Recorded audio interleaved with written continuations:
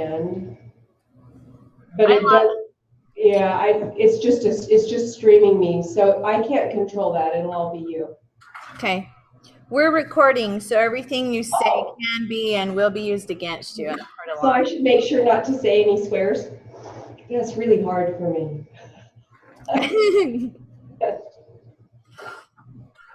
All right, James, you're ready to go, I think. She's going to do her thing, and then she'll introduce you.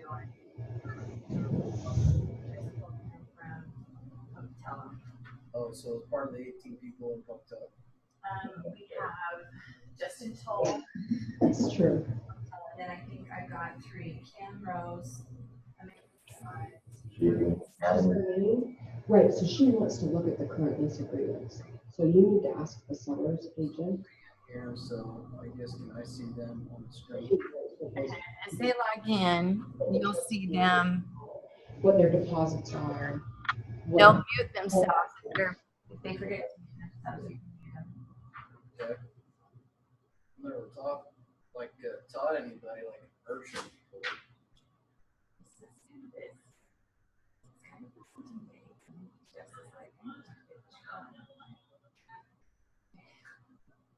I can model myself through. I can model it. So I can do it. You can do it. So Well, you're as just long as they can still interact. And I'll have upstairs. Yep, I'll have upstairs on. So if you need me, wave your arms. Well, I get down here. But sometimes I get caught up. Just don't ask me anything about that because I ask her. I'm mechanically deficient in every way, shape, or form. But have a runner, have someone come get me if it gets really bad. Or Sheila, remember this: 2400 is my number. So in here, I mean, it has them making calls for 20 minutes. They're going to do that this morning, first thing. But do I have them do that, or is that something that they are already doing? They're going to lead Jen at 9 o'clock. Okay. For 30 minutes. And then I start teaching at 9:30. Yeah. Okay. It might be a little quicker than that. I don't know. Talk with Chris. So what page do I actually start on here? Chris, what time did they start lead Jenning, or what time did the instructor start yesterday? So we did Wednesday, right? Or Wednesday, thank you. Yeah, so I got going about 9:02, and I got everybody lead Jenning, and then the instructor probably, I'm going to say he probably started about a quarter after. About quarter after? Yeah. Okay.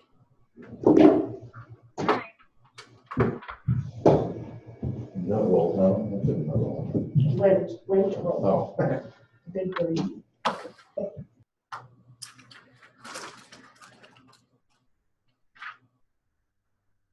Part of what I did this last time is, I mean, I kind of got my own things I do, but I go through your stuff and I just get out of it.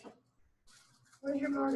Your lovely other half. About you last year, so I guess Has you're going to be. a thing to do, sadly, for like 20 minutes, half an hour out of the middle. So she's doing night from home, except for that 20 minutes, half an hour.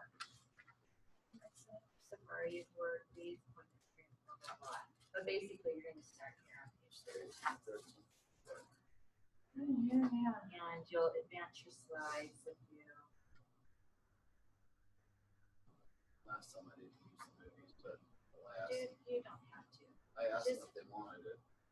If you'll just give me your best. I can bullshit long enough that usually if they didn't need it, but and I brought some of the stuff that I do so I can show them. You give us your best. But my race car's not at all, so apparently I'm not slowing it down. Back there. But, hey, people, Harley, how are you, buddy? All right.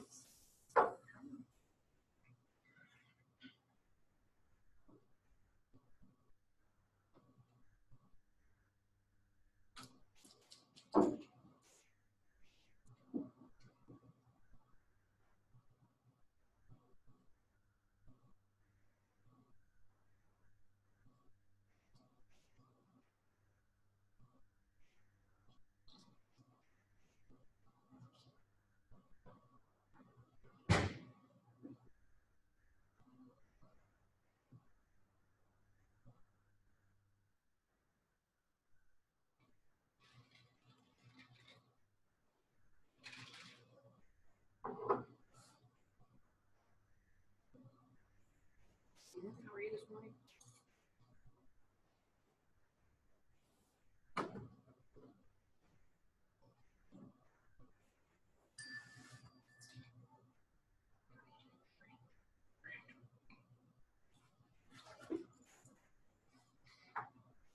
Then come over and harass you.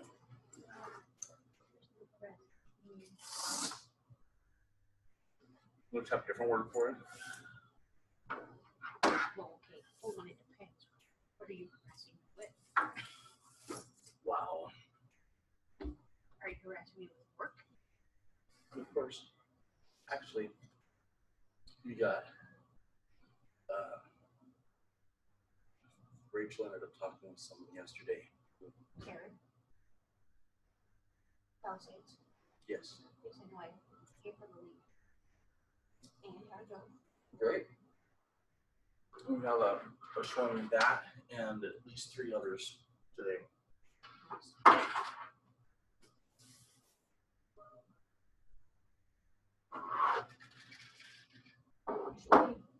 What?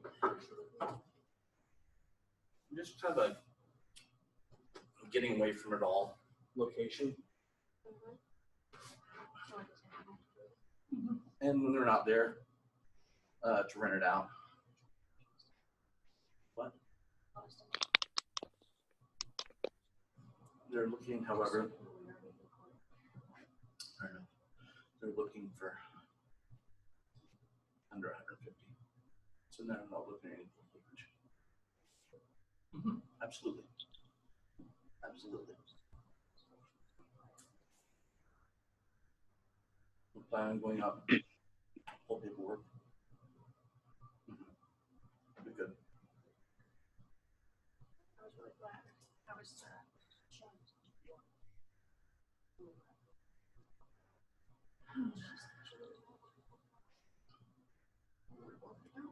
Can you hear me? Yeah, Chris, we can hear you. Okay, good to know. Thanks. You're very welcome.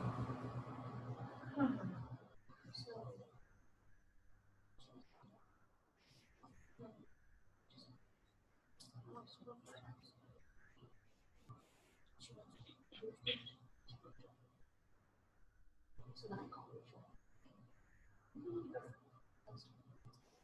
Erwin? How do you say it?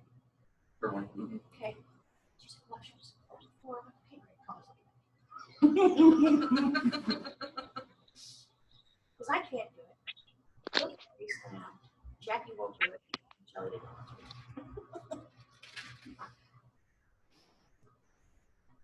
My first deal last year was out in Ashton. So yeah, it was a small road trip every time. I let in an inspector, let in somebody to do a repair, gave them the tour, did the it's a beautiful little area. My best friend is from there.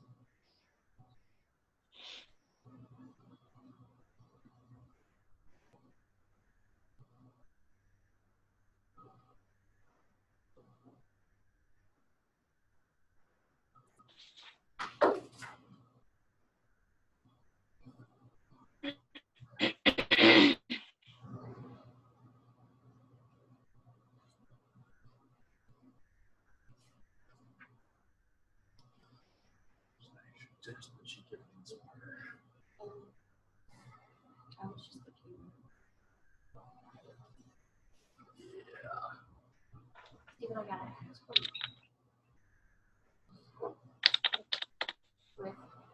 Oh. I know not what he's speaking. It's a green TV.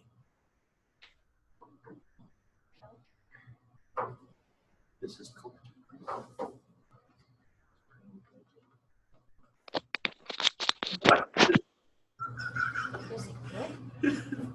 It has a bit of a green tea bite aftertaste at the end, but it's tasty.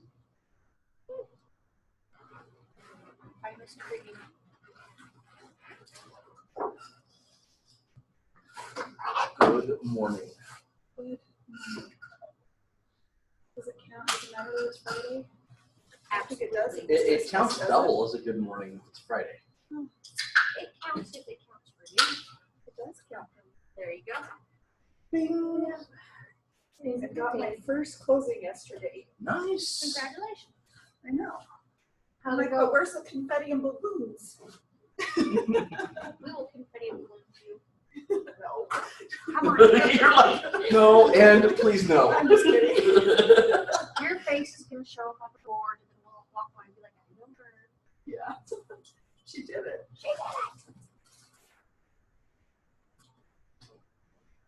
Trust me. The way I'm feeling, any kind of celebrations. Yeah. Celebration's always good.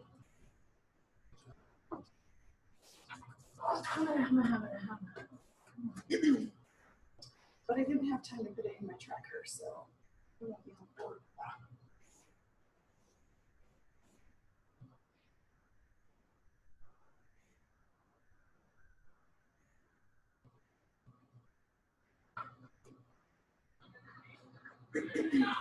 So you know what? This sounds stupid. What on the MLS? What's the LO and LA? Stand for what's the office? That sounds reasonable. Agreed.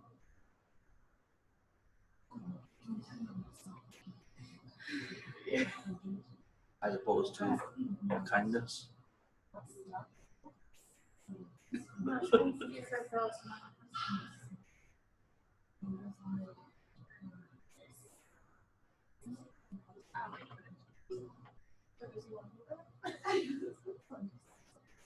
Yeah.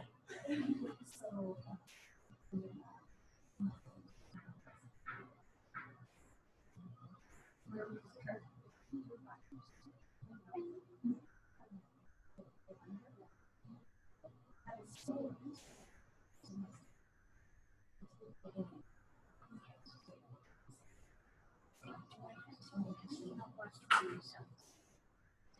don't know.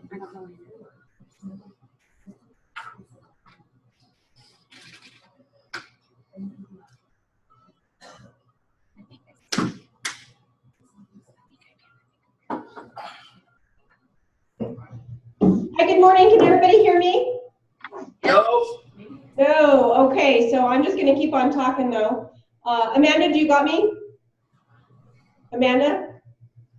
Everybody, very good. Thumbs up. Okay, so good morning, TGIF, everybody. I'm Chris Fulkrod here in Pocatello, and I'm working with PC Productivity Coaching here in Pocatello. Jess is gone, so I'm just getting everybody kicked off this morning. One of the things that I don't have access to yet, and it was a little bit of an oversight, is I can't log in and show you our numbers, so we can't take a look at on screen what we've been doing as far as lead genning. So I just want to take a second and have everybody kind of sound off about what you've done, anything that has happened to you that was kind of a, oh, that was really cool, or that was great, or it's a good story that you want to share that was successful. And then I'll go ahead and get you into lead gen, and then we'll just turn it over to James Billman, right, James? Yeah. And he'll be the one doing the teaching of the class today. So if we can just go ahead and start in the Idaho Falls room so that everybody can kind of just share what they've been doing lead genning, and then we'll go to Rachel, Amanda, and Kimberly. Good? So somebody in Idaho Falls get going, because I can't see who's sitting there, but I'm going to say, Harley, you're first. I haven't had much success, but I've I'm definitely more confident in it now. What I say and how I present myself. So scripting and talking to people is going better as you're talking on the phone. You're feeling more comfortable, and that's good, and that's going to happen.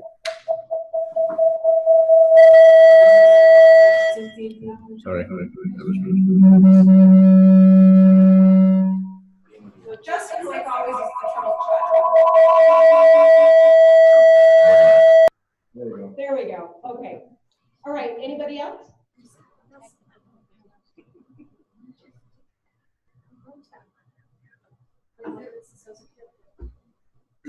Speak up.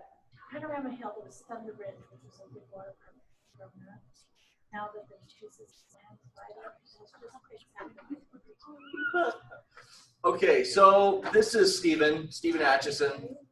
And one of the things that I did recently on Lead Gen was sort of by way of circle dialing around an open house that my wife and I recently did, and just letting the folks know that I end up getting on the phone. Hey, you know, Rachel and I, we did an open house or two there in the neighborhood close by on X and Y Street. And since we're just getting the numbers together anyway, or would you be interested in finding the value on your own home? And spoke with a few people. One gal sounds like she's interested. She knows that her house and yard is too big for she and her husband, although they have no immediate plans. So I'm definitely planning on following up, and she wouldn't accept an appointment, you know, to go over the value of her home at that point, but definitely someone that I'm going to be following up with from time to time. Yeah. So you just add her in a few months to your database, right? Oh, she's in the database. I'm just, yeah. Great. Anybody else? How many do we have in the Idaho Falls training room this morning?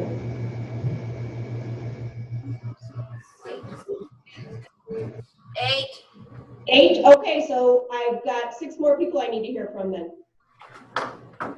So this is Trish, and I like Harley, I'm feeling more confident, and the scripts are helping a lot, but I'm finding it hard to get that voice-to-voice connection.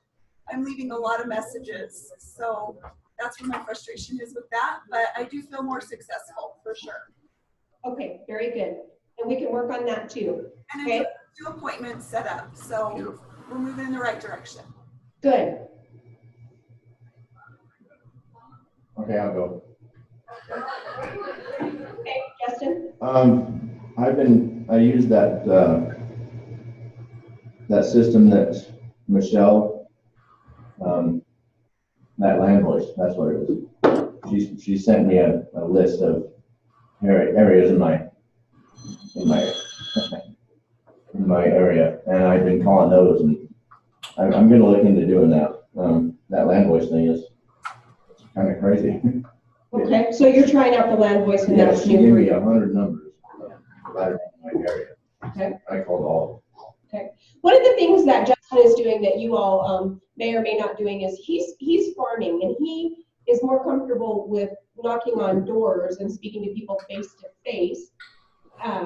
And he's finding that has been successful for him. So if you want to talk to him about doing some farming around your neighborhood, that might be something too. That might be an interest to some of you.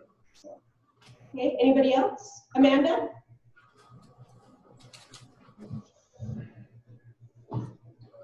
Yeah, I'll go. I've actually really stepped out of my comfort zone. I mean, I'm not a brand new agent. I'm a 4-year agent, but I still get super nervous. And I've actually called for sale by owners yesterday. I just reached out and called them. It wasn't as scary as I thought it was going to be, so it wasn't terrible. Got a couple people told me to bring them a buyer, so I'm definitely going to keep in touch with those people and send them a thank you note. A couple of them I had to leave voicemails for, so I'll call them again next week. But yeah, I think it's really helped me step out of my comfort zone and just say, don't be scared, just do it. Yeah, good for you. That's fantastic. Kimberly? I was just a minute late logging on. What was the original question? I'm trying to. That's okay. We're kind of just sharing a little bit before we get into lead gen this morning. We're just talking about how everybody's doing. Any aha moments? Anything you want to share that you've learned as you've gone through the last little bit of lead gen? Oh, okay. Thank you. Well, I agree with what everyone has said. I'm also not brand new. I've been in for 3 years, and I think that so far the sessions have just really forced me to just get what I have organized. I'm not really nervous to call people. That's not something that I struggle with. I kind of have a personality that I'll talk to anyone. It really doesn't bother me. For me, it's been disciplining myself to time block better, actually organize what I have. I've really been disciplining myself in getting my contacts in, my database organized, getting people up on drips, and I'm already seeing results of that. The other thing that I think has really just kind of reminded me is just, to look for every opportunity. Never hesitate to mention what you do. I had an experience last week where I don't know if I shared it or not, but I had gone over to my in-laws' house to actually meet a gentleman who was buying something off of, that we had posted on those Facebook for sale pages or whatnot, and mentioned to him that I was an agent and I had this house listed, and that turned into a conversation, and I was in his home within 2 days with a listing appointment. And so I think it's just been a good teacher. It's helped me just, understand better ways to just strike those conversations with people, I think, and just constantly be putting yourself out there. Fantastic, thank you. Okay, anybody else in the Idaho Falls room before we start lead genning?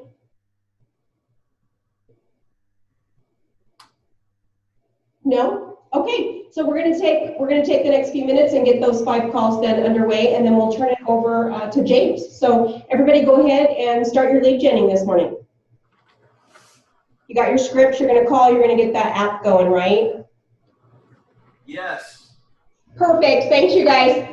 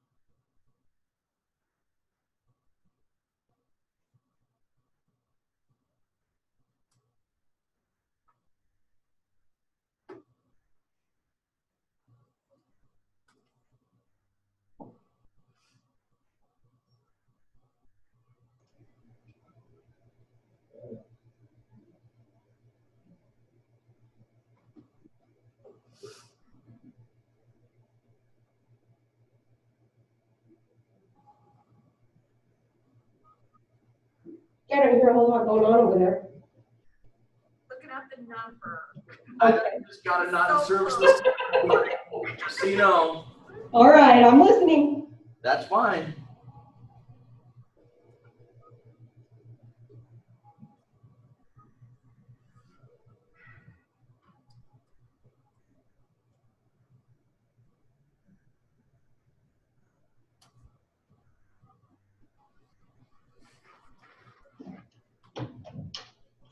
Where have you been? It's time to leave.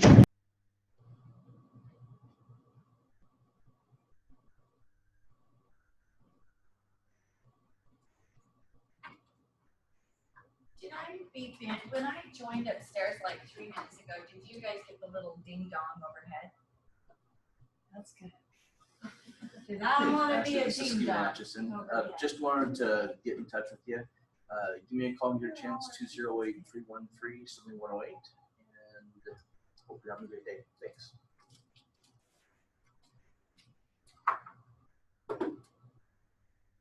back door. It's all right. Maybe they heard James Billman. Just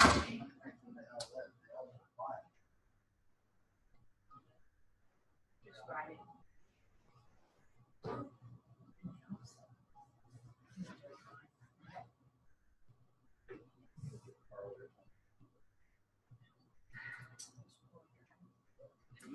Hey, is this Erin? Hi, this is Lynn at Caliber Realty, Keller Williams. Hey, I might be on the wrong track, but I have a few questions for you. I have a client that is looking to have a house built by Josh Ligley. Are you the one that kind of spearheads that, or? Okay, I didn't hear what you said. Good. Not if you were trying to talk to me. Okay, sorry, it just came up online, so do you have any idea who's doing it now? Okay, great, thank you. Bye.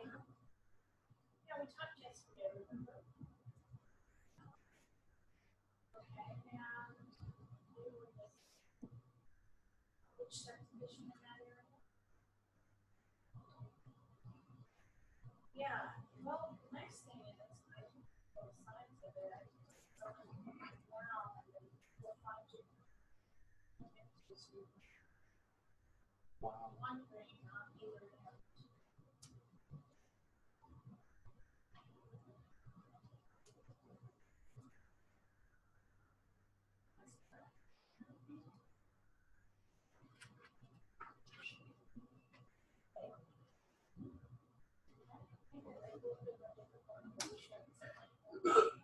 Excuse me.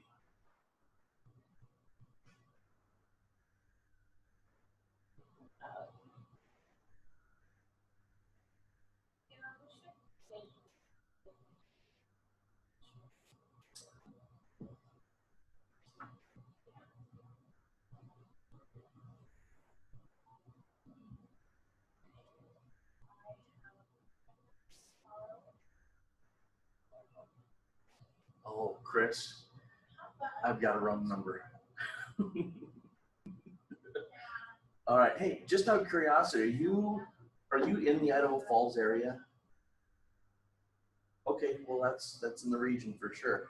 Well, I was trying to get a hold of Pat, who was a previous owner of this number, but do you happen to know of anyone who's looking to buy, sell, or invest in real estate that I'd be able to help out otherwise? Yeah, the kids. Why don't we plan? Oh, no, you're fine. Appreciate your time. Have a great one, sir. Take care. Bye-bye. Set a time to go over how cellulose is.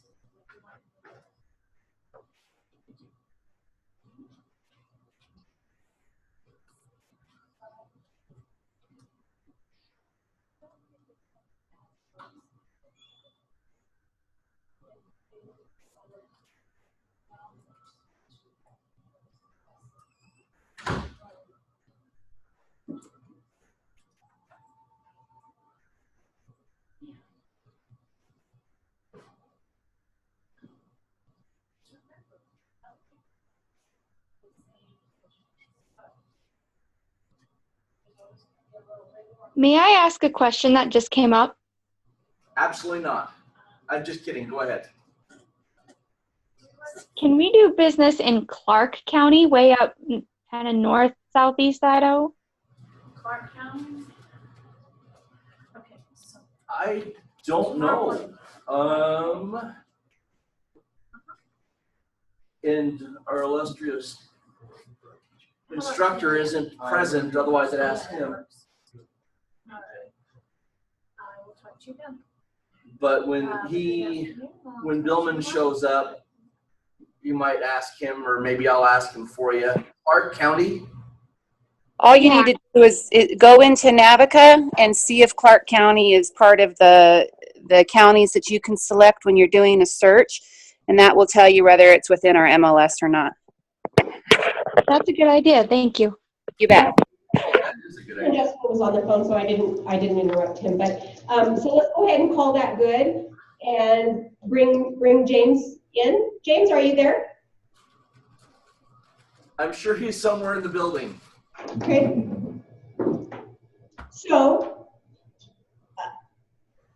I think that until James arrives, go ahead and just keep on lead genning and making phone calls. Let's not waste this time. I'm good And with that. hopefully he'll show up soon. I'll shoot Paula a quick message just to see. Paula, can you hear me? Are you on Jess's computer?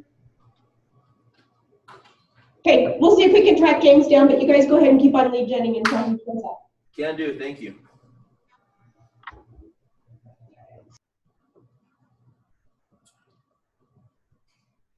Can she hear us? Oh, she wasn't hearing you if you were talking. I can't. Oh. I don't talk to her upstairs. Hey, Chris, can you hear me now?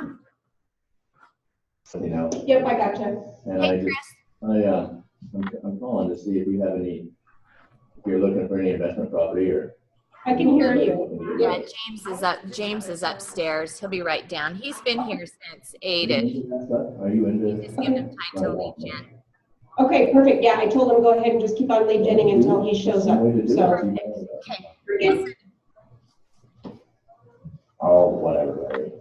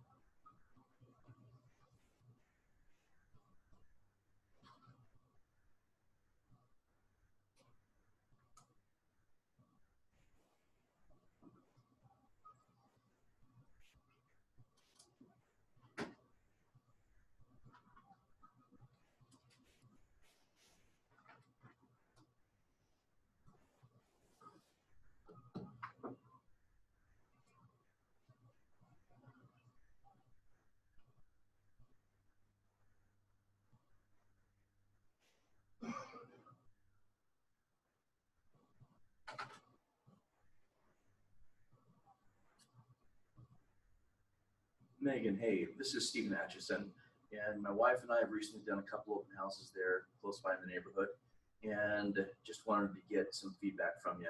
Give me a call when you get a chance, 208-313-7108. Have a wonderful day. Bye-bye.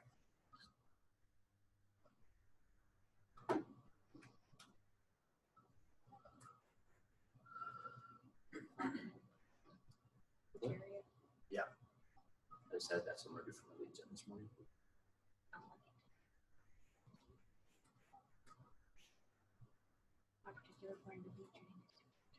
Is what? Facebooking. Oh, very good. Well, in that case, keep up the good work.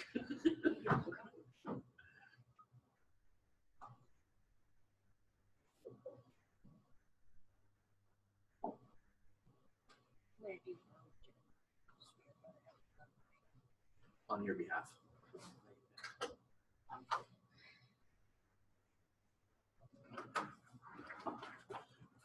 Sir, use the restroom here.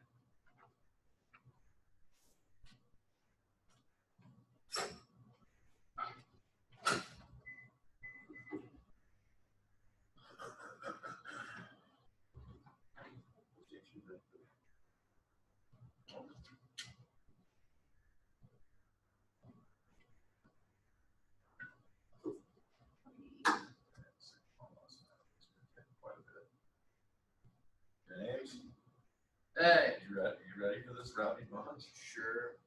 Yeah, they look real rowdy right now. Control on you. How's Dave? He's good, how are you? Good.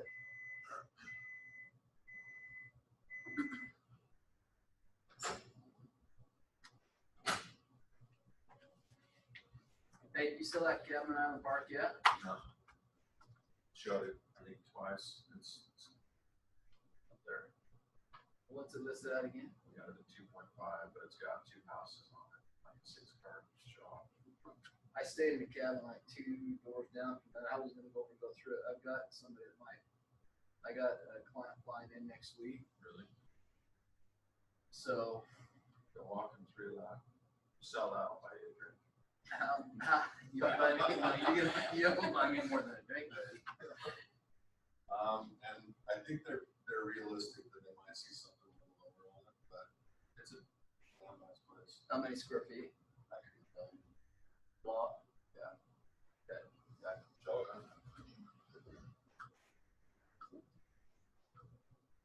would say it's like around 6,900 square feet.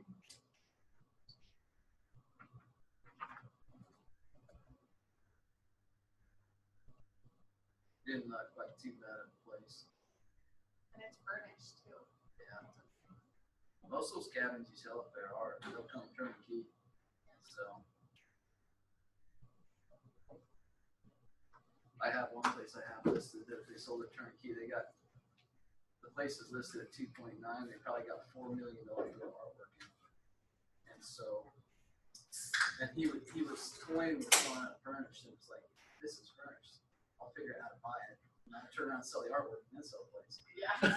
So, thanks. You gotta have your priorities. Absolutely.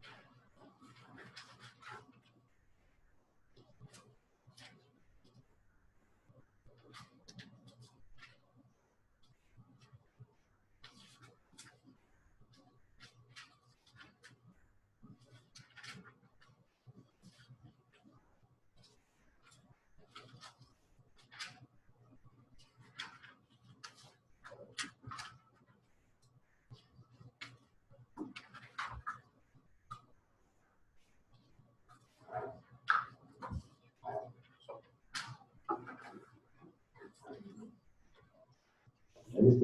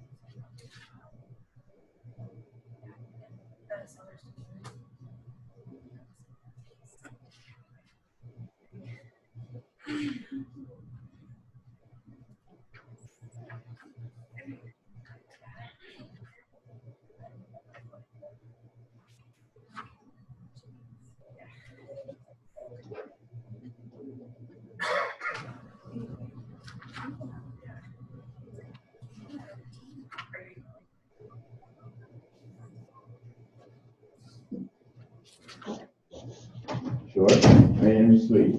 Missed that ball by about a month. So,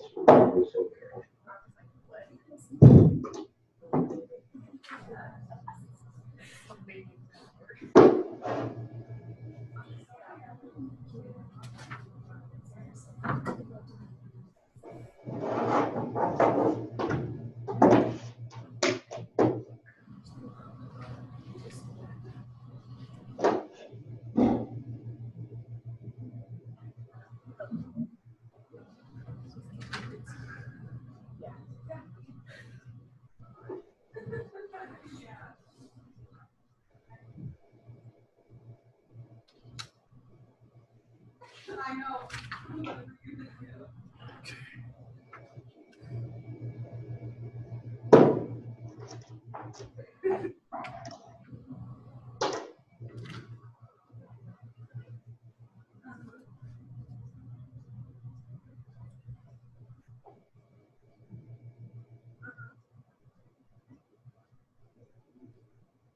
So is everyone still supposed to be lead gen? Is that what they're doing?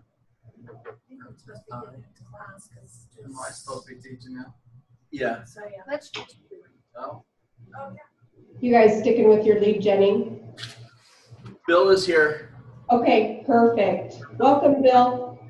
Gee, I go by several things. you know, and I myself have been called much worse too. For some reason, I don't know why everybody calls me Bill, but you're not the only one. Well, I feel bad that I'm in that group at all, dang it. Yeah. I know better. Like I said, I go by several different things. Depends on the day and who the person is. Trouble, mud, etc., etc. The question is, what do you prefer to go by? You know, I usually go by James, but and then I want to warn everybody: if you hear any like hell, shit, and dams, those aren't cuss words; those are Billman words. I'll let you use them, and sometimes they slip out, and people say you need to quit cussing, and I'm like, I don't know what the hell I said, and so. Anyways, I don't mean to offend anybody, but if you hear that, it might be a little bit of the cowboy coming out. So, and if you hear me talking, you'll realize that anybody can sell real estate.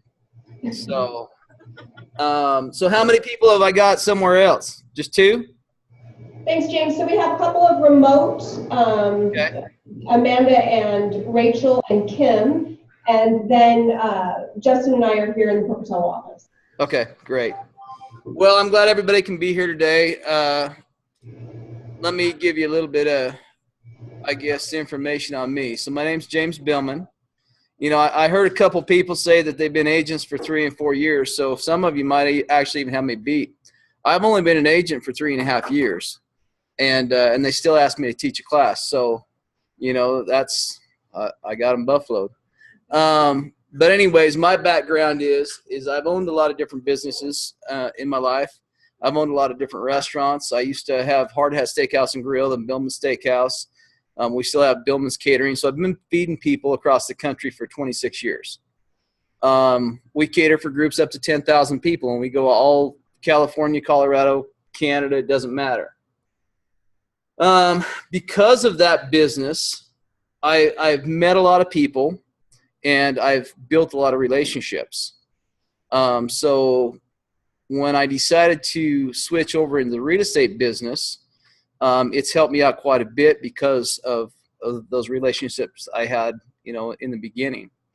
And I don't really care what your business is. And you'll hear me say this quite a bit today. Business is about relationships. You know, so today we're going to be talking about sell your listing. If you want to sell a lot of real estate, if you want to be successful in this business, build relationships, talk to people, care about people. That's how you're going to sell more properties than the next average Joe. Right now, I don't even know, Jess isn't here to give me the exact number, but I believe we have close to 500 agents here in the Idaho Falls area. You know, there's 200, 250 of them here with Keller Williams. The thing that I love about Keller Williams is that Keller Williams tracks everything.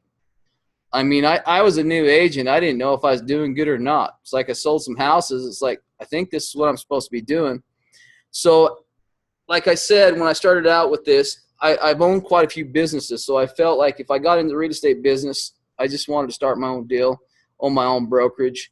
So I started out buying the Coldwell Banker brokerage in Idaho Falls. My issue is the broker of the Coldwell Banker brokerage was a CPA. He really didn't care about real estate. He really didn't know that much. And so it was kind of train myself as we go. And we had one other agent that was working in there that probably wasn't the best person to look up to, because he's had some history of some shady dealings and just things like that. And so I didn't have what you guys have here. I didn't have somebody to take my hand and basically teach me about scripting, how to write contracts, how to do things right. So it was kind of a learning curve. So my first year and a half in the business, I was purchasing the Coldwell Banker brokerage, and then I got invited to a Ben Kinney event.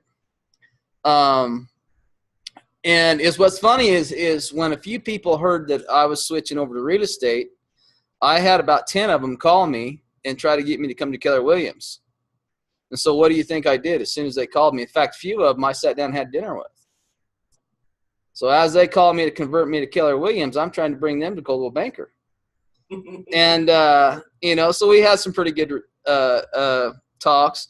Morgan Peterson's the one that actually finally he invited me to a Ben Kinney event. I was going to turn him down. Then he calls me up and says, "Hey, I bought you a ticket." And then I looked at the price of the ticket. It was a couple $100. I'm like, crap. And then I found out later after I went to the event that he didn't have to pay for it. But that's how he got me. I related to Ben Kinney and what they had to say. And I liked the aspect that I had lots of training and people to take my hand and show me how to do things. So now you know a little bit about me. Been a realtor for 3.5 years. So I'm not a pro whatsoever. I've just got lucky and sold a couple houses. So getting your head in the game. So in here, how many people actually have a listing right now, an active listing? Show of hands. Anybody on screen or anywhere else? So I have one here that has an active listing. I have, James. You have one? Yes. You have a signed listing? You're with Dave Nelson, so you don't even count. So no. I do, James. Amanda has a couple active listings. Great. So how many people in here are just buyer's agents? Mostly work with buyers. Nobody? Okay. And to me, even if you're a buyer's agent, all this stuff relates. Because if you don't, the people that are working with me that I'm making my buyer's agents, I still make them carry a couple listings. I want them to understand what it takes to take a listing and sell the listing, because to me, they're going to be able to relate to their buyers better. So right in here. So if y'all got a book or you got something here to follow, or is it just me talking?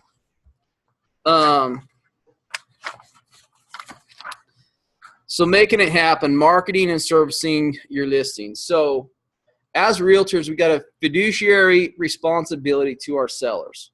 What does that mean? Financial responsibility. Financial, sure. Does it mean anything else to anybody? We have ethical liabilities as well. It's not just financial. It's we have Sure. certain things we have to do in good conscience that we should be doing anyway. So is it ethical the double-ended deal? Does everybody know what I mean by that? As long as we let them know. So you represent both the buyer and the seller. Has anybody in here double-ended a deal? Okay. I have a couple of them. Okay. Amanda. And so is what people, it's kind of a little bit, to me, it's a little bit misleading. So anytime you take a listing, that seller is expecting you to be the one that sells their house. And in reality, what happens, and this is where I need Jess to give me numbers, but I heard that less than 5% of your listings you'll actually sell. Okay, so I take, my numbers are quite a bit higher. I double in 35 to 40% of every deal that I take. And the reason that I do is because when I take a listing, I get real aggressive about getting sold. Not only that, to me, it's like if you can doing the same amount of work and getting paid double the money just made sense to me. And I kind of like it. And so I double in a lot of my deals. I represent, so every listing that I have, my goal is to go out and find that buyer. and represent that property, because who's going to represent your listings better than what you will? You've already met with the sellers. They've told you all the little secrets on how you got to knock twice and kick this cabinet over here and then the door will open. You know all the secrets about the properties. You know, as a realtor, you're going to learn real fast. One of the first challenges you're going to have when you go out showing houses is half the door logs. See, there's a little trick to get the keys to work, you know, and then the other trick is not to lose the key. You know, but you'll be able to represent these listings better than anybody else. And so you've got a fiduciary duty to your sellers to put that property in the marketplace. There's 500 other realtors in Idaho Falls or in this area. So it's your duty to represent that property to the best of your ability, to stage it and put it out there on the market for, you've got 500 other agents trying to sell your listing. If they sell your listing, you make some money. You know, and it's also your duty to go out and try to find a buyer. But it's staging the property and representing your listing and representing your client right. You know, and to be able to essentially to get the most amount of money out of, you know, your job is to sell their property and get the most amount of money that you possibly can, and keeping the deal ethical all the way through. How about, so a couple of you had listings, staging your properties. Who knows about staging? So what was your name there? Tammy. Actually, it started in real estate, knowing how to stage because I've done it for so long.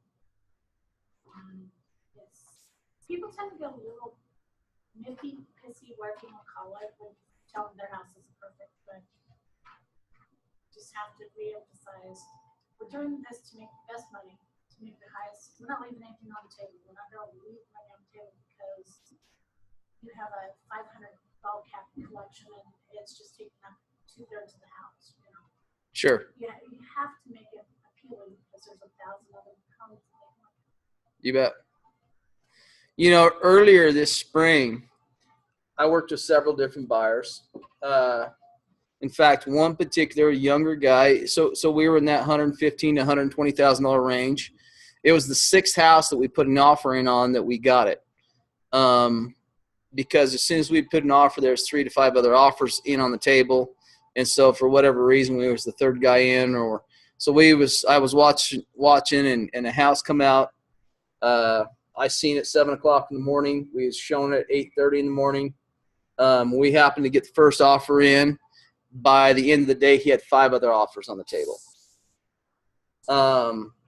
You know, but the trick to, you know, right now the market's not quite as happening as what it was. And so when you got the right property, you know, if you've got 10 of them, people are going to be attracted to that shiny penny. What makes this one a little bit different? You know, staging's key. To me, pictures is huge. When I become a realtor, I mean, I went out and bought the nice camera and got the nice lenses and thought, you know, this is going to make a big difference. And then I realized that I got all the equipment, but I still suck at taking pictures because it's not what I do every day. And everybody will take some with their phones and everything. We'll get into that. I printed out some MLS sheets, and I'll show you what I mean. You're going to have clients, when you're working with buyers especially, let's say your price range is 125. So anybody that's looking at 125, if I have buyers that tell me that they've been pre-approved up to, say, 130, I look for houses up to 135 because generally I can talk them down $5,000. Sometimes that $5,000 will make a bigger difference in the quality of house that they can get. You know, and so I'll shop. So I'll show them everything that's in their price range. You know, 5 or 6 different houses.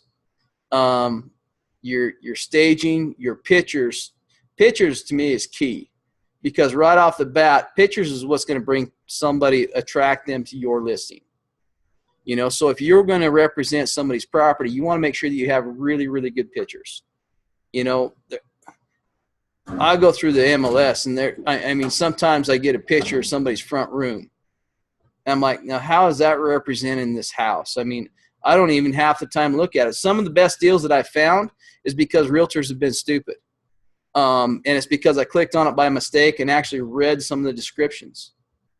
And then I started clicking through more and more pictures and actually figured out what it was. And the only reason that that property was still on the market was because the way that the agent listed the property, nobody else was going to buy it. You know, so there's keys. To me, that agent wasn't doing their duty to their seller. Another big key to selling your listing is communications with your seller. The biggest complaint that I've heard and the biggest complaint I've had with realtors is that once you hire them, they throw everything up on the MLS and they'll talk to you again in a month or two, or if somebody wants to buy it, they'll call you. You know, and so it's that communication with your sellers is really key if building relationships.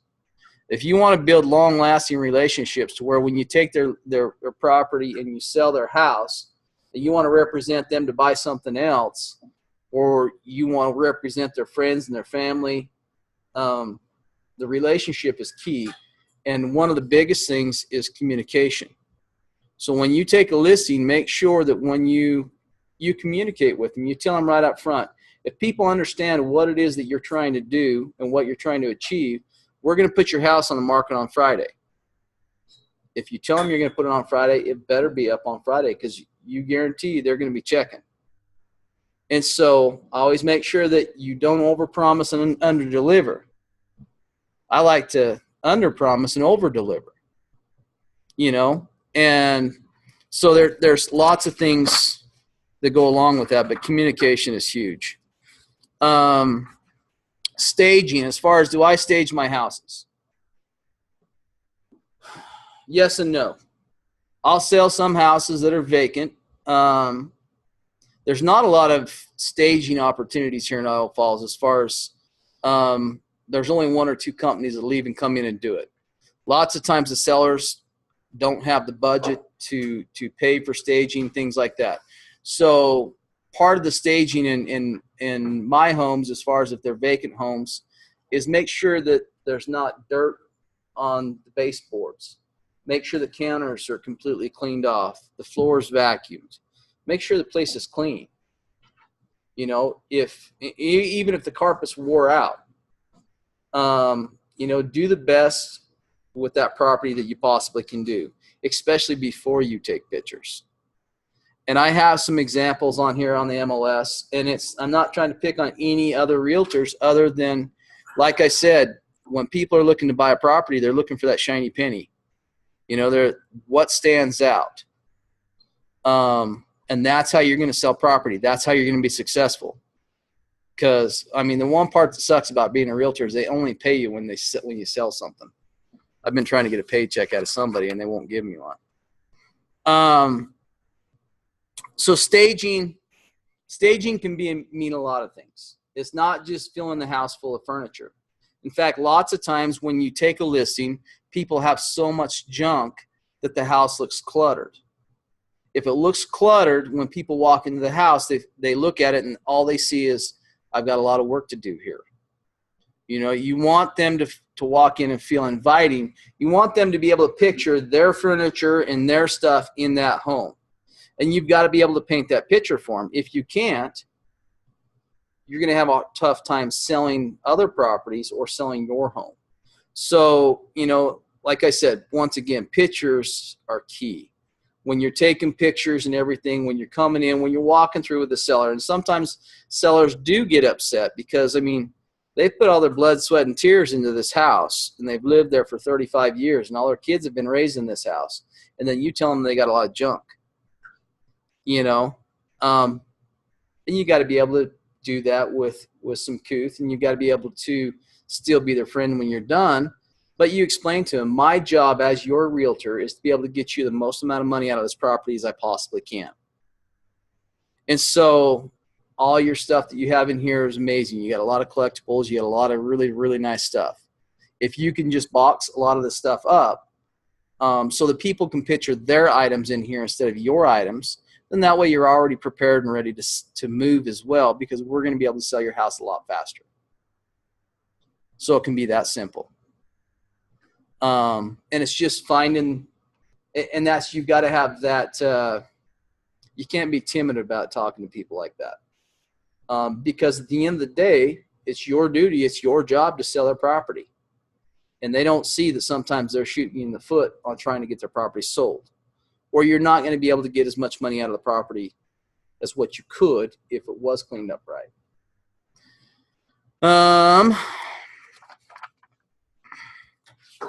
Anybody have any questions on staging? None? Isn't it pretty much just about giving it a lived in and warm feel without crowding out someone else's imagination with family pictures and quotes and stuff like that?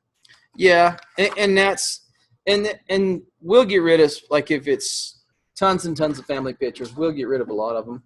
But I still like, I don't know, it's still their home, you know. So I mean, I don't make them box up too much, but it's more, to me, it's more clutter on the countertops. When I walk into a bedroom, if there's lots and lots of stuff, it makes the rooms feel small. For me, it's more about making the place look open. People like big open places. They like things that are clean. For me, it's one dresser is okay. 5 dressers just emphasizes how A, tight the room is, and B, makes people think, well, if they don't have enough storage in their closets, why would I want a house that doesn't have enough storage? Exactly. So a lot of times it's just a matter of saying, we cut down everything by 90%, take everything and put it in storage. And a lot of times that's just, I mean, that and get rid of the fuchsia walls and the wallpaper from hell, and eventually it will look like a neutralized but beautiful home. And unfortunately, some of that wallpaper and things like that, you know, I mean, that was grandma's. That's home to them, you know. And so, but you explain to them, you know, people might want to come in and change some of this stuff. And trust me, if I can get them to do as much of it as I possibly can, I do. Lots of times you're dealing with, it depends on what type of houses you're selling. You know, I mean, a lot of these people are working on a very, very tight budget. Then other people, really, there isn't a budget. You know, it depends on the market that you're in. You know, so marketing actions and steps. So as far as who's been a realtor in here for a year? Sort of. Most of that time was as an ISA, though. Okay. So a year, how long have you been a realtor? 3.5. 1.5. Oh, 1.5. So I mean, you've seen enough properties and things like that. What's one of the key things in getting properties sold? And there's a few different, I mean, there's a few things that all come into play. I think it's just a neat appearance, so that there's not clutter as you put it on the countertops. That makes it feel small, like there isn't enough space. But what's going to draw people to listings? Right from the very get-go. It's the first thing you search for. Price. Pricing. Yeah. Okay, so I'm going to give you, and I don't always follow the book, and we'll watch all the videos if you want to. If not, I can just talk.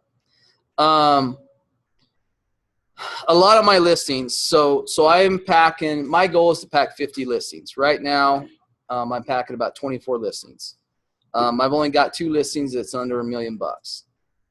When I become an agent, I started paying attention to different agents. Agents get known for different things. You got your HUD home agents. If you want to buy a bank repo, I can tell you 2 or 3 different agents I would call because they're the ones that represent them all. If you want to represent higher end properties, I can name 2 or 3 higher end agents. If you want to be right in the middle, which is where the majority of your properties are, you know, there's a pile of those agents. You know, so when I become a realtor, I wanted to be the guy known for either the higher end properties. I'm still a rodeo cowboy. I compete all over the place. I cater for the Cattlemen's Association, for the water districts.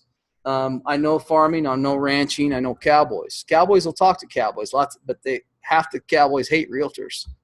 It's kind of a funny thing. And so it's kind of find your niche, whatever your thing is. My goal this year was to sell 80 houses.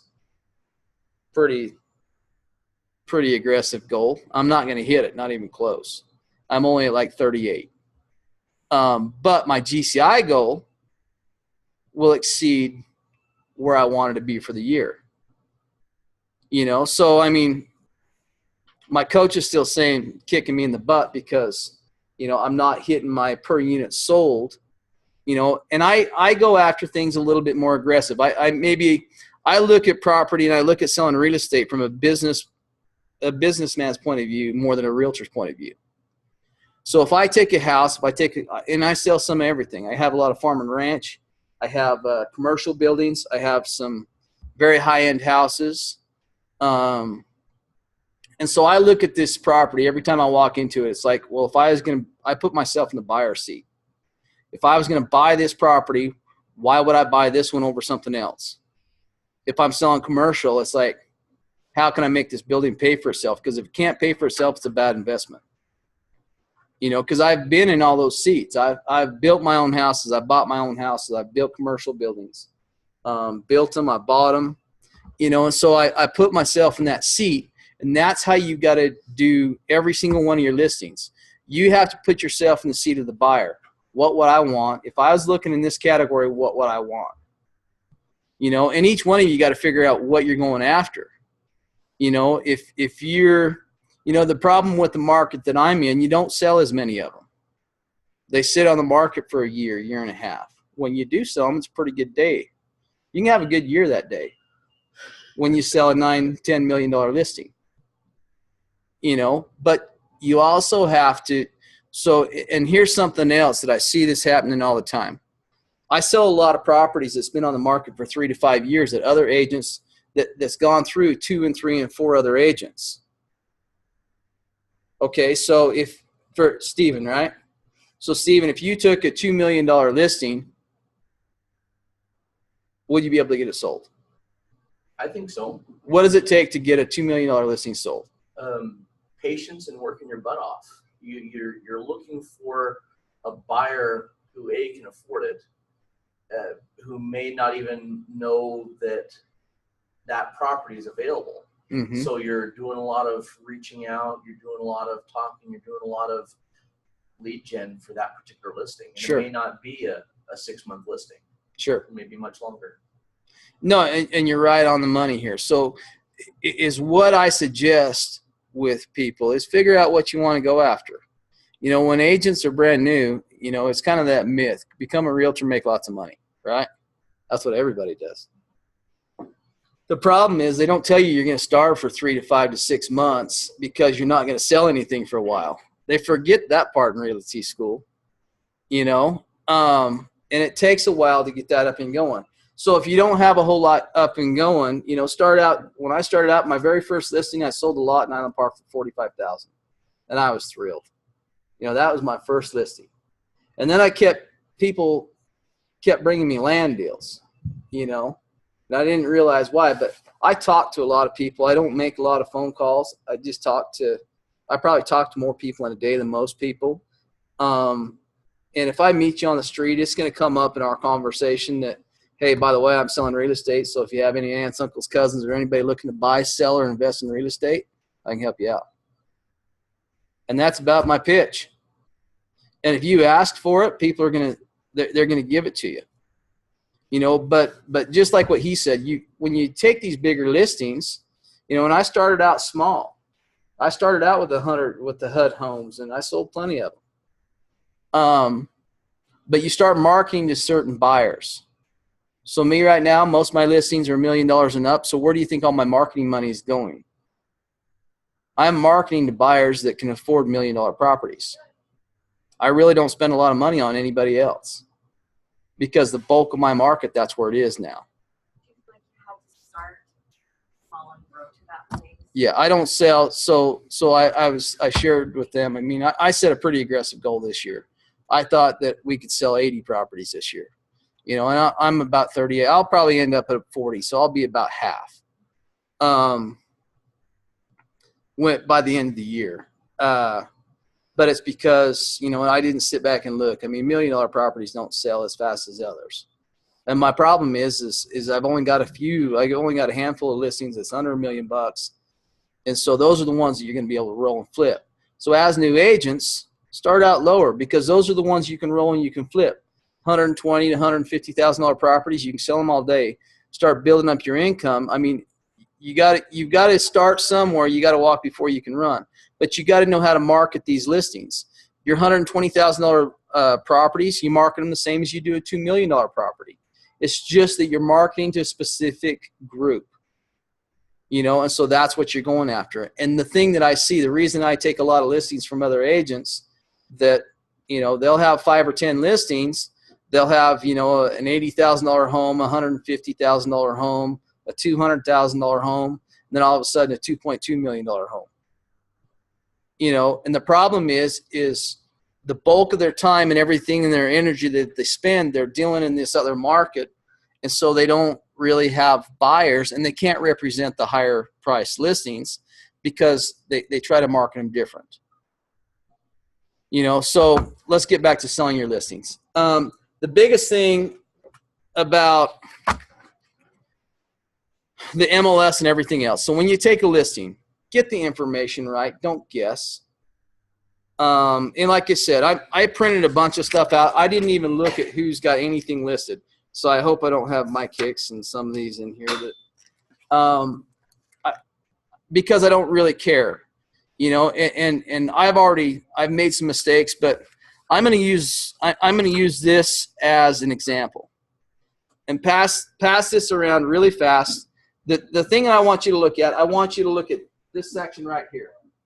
The price, 4 bedroom, 4 bath.